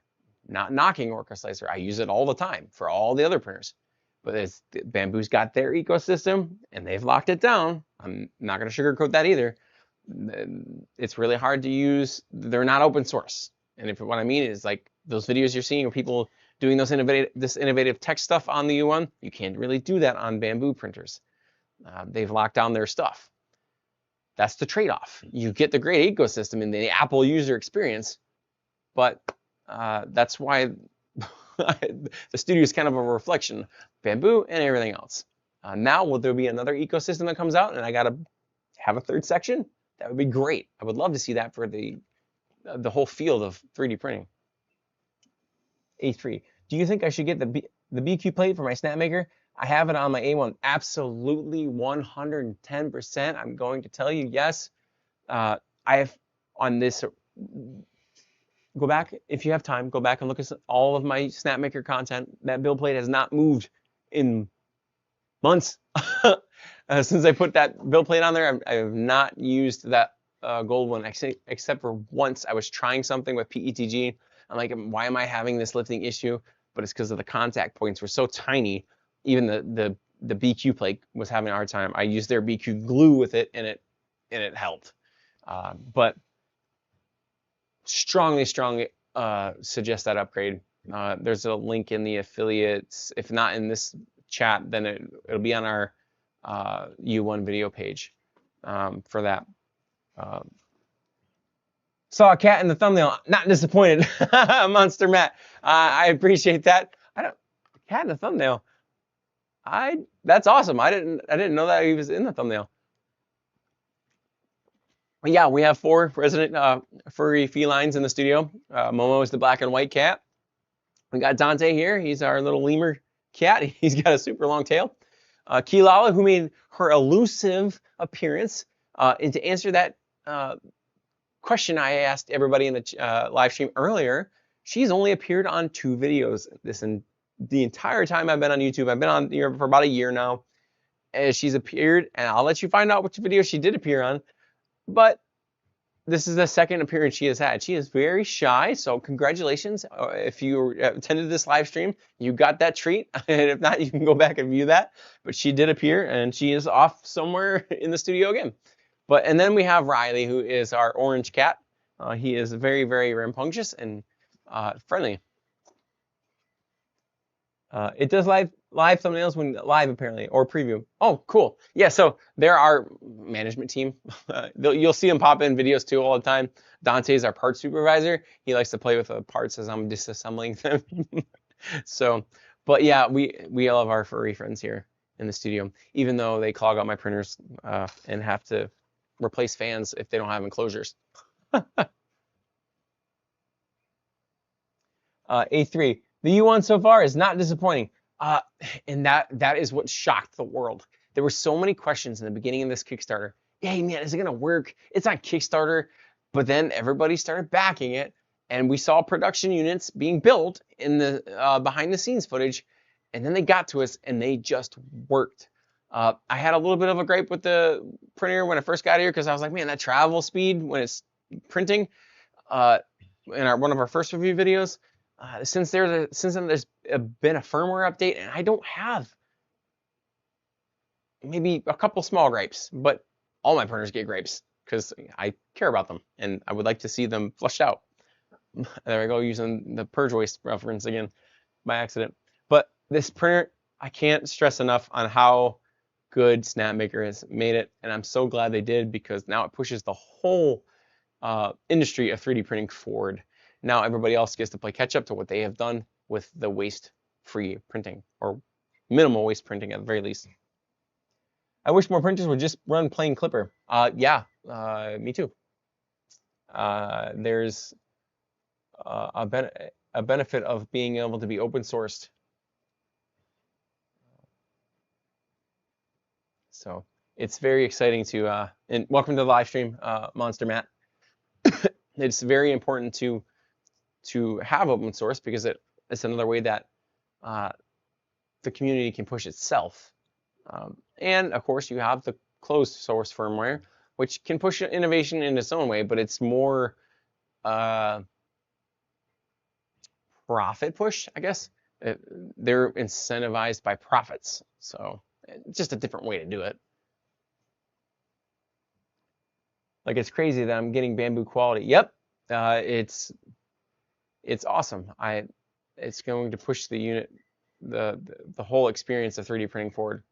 And if you guys do own a U1, stay tuned to the channel because I will be getting the Popverse stuff from BQ to test out on the machine and to demonstrate for you all. I'll probably do it on a live stream actually once I get it. Like, hey guys, I got it. It's here. Let's check this stuff out. I'll put the U1 on the table here, or I'll have it in its home and we can check it out there. But I'm excited for that. That pop hat, that's going to be fun to have. And then I'm hoping I get the heater with it too, just so I can really retest out that PETG print I was trying out. I had to do it in the Bambu because it controlled the temperature. But again, I mean, it was probably only like 3 millimeters wide where the contact point was, so it was not very big at all. So any sort of temperature fluctuation, it just lifted. Monster Man, I like my Bambu, but the drama last year has basically pushed me off using them in the future. Monster Man, what drama are you referring to? Just so I'm on the same page as you. Are you talking about with like the H2C when it came out? What are you referring to? I know it was their biggest year last year. They've sold more printers last year than they ever have.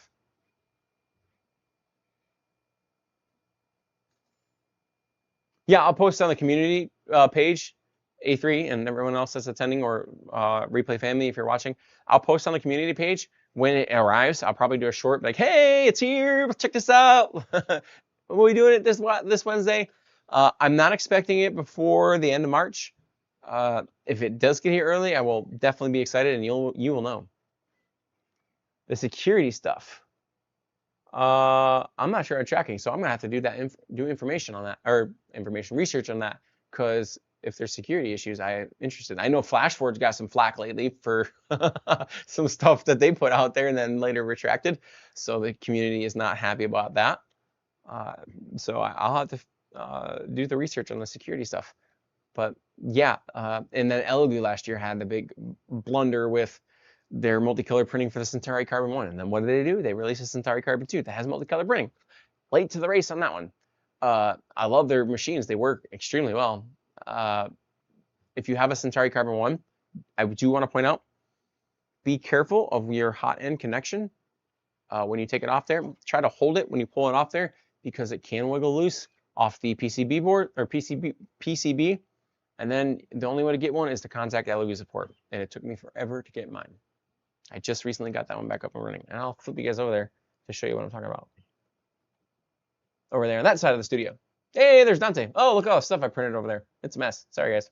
But yeah, that far left printer, I finally got back up running, and we're good to go. So, and there's the Wonder Maker that I'm still trying to troubleshoot. Can't figure out why it's not extruding. I've torn apart the extruder and currently working with Wonder Maker support on that one. It's just preference. Nah, just the land mode debacle that broke the Panda Touch. Is it still broken? I know my Pananomies still work. Did they? Can you not use the Panda Touch anymore? The status bars don't have the same issue. I don't have to be in land mode. I used to have to be in land mode for the Pananomi, but I don't anymore. I just got to put it in the access code, which is very like, I see what you're saying about the security thing. I'm still waiting on my replacement USB cable for my CC1. I just got mine too. So I replaced that, and that's why the one on the left is working again. I love the machines. They work great. They've made us a ton of money on single color prints. They can print them out really fast. What's the Wonder Maker? It's the ZR. So I reached out to Wonder Maker and I was wondering if they wanted to send us anything to review, to check out for printer wise, and they said yes. And they sent us the Wonder Maker ZR S. ZRS, yeah, it's the one with the enclosure. It went together smooth, like butter smooth. That enclosure is awesome. It clips right in. But I'm having trouble getting it to function properly. I got the Benchy printed off, but after that, I didn't have any successes. There was like layer shifts and stuff. So I'm working through support with that. Monster Matt. The CC is a great ABS printer. It's ABS and not ASA. The Flex TPU. Oh my goodness. Great with TPU. I printed an entire giant TPU rainbow frog on that thing. So, well, guys, we've reached the end of the live stream here. We're about a couple minutes past due. I appreciate everyone attending. Stay tuned on all these updates. We'll be doing these live streams every Wednesday night from 7:30 to 9:30 Eastern Standard Time, and showcase everything that I got in the studio when we get it in.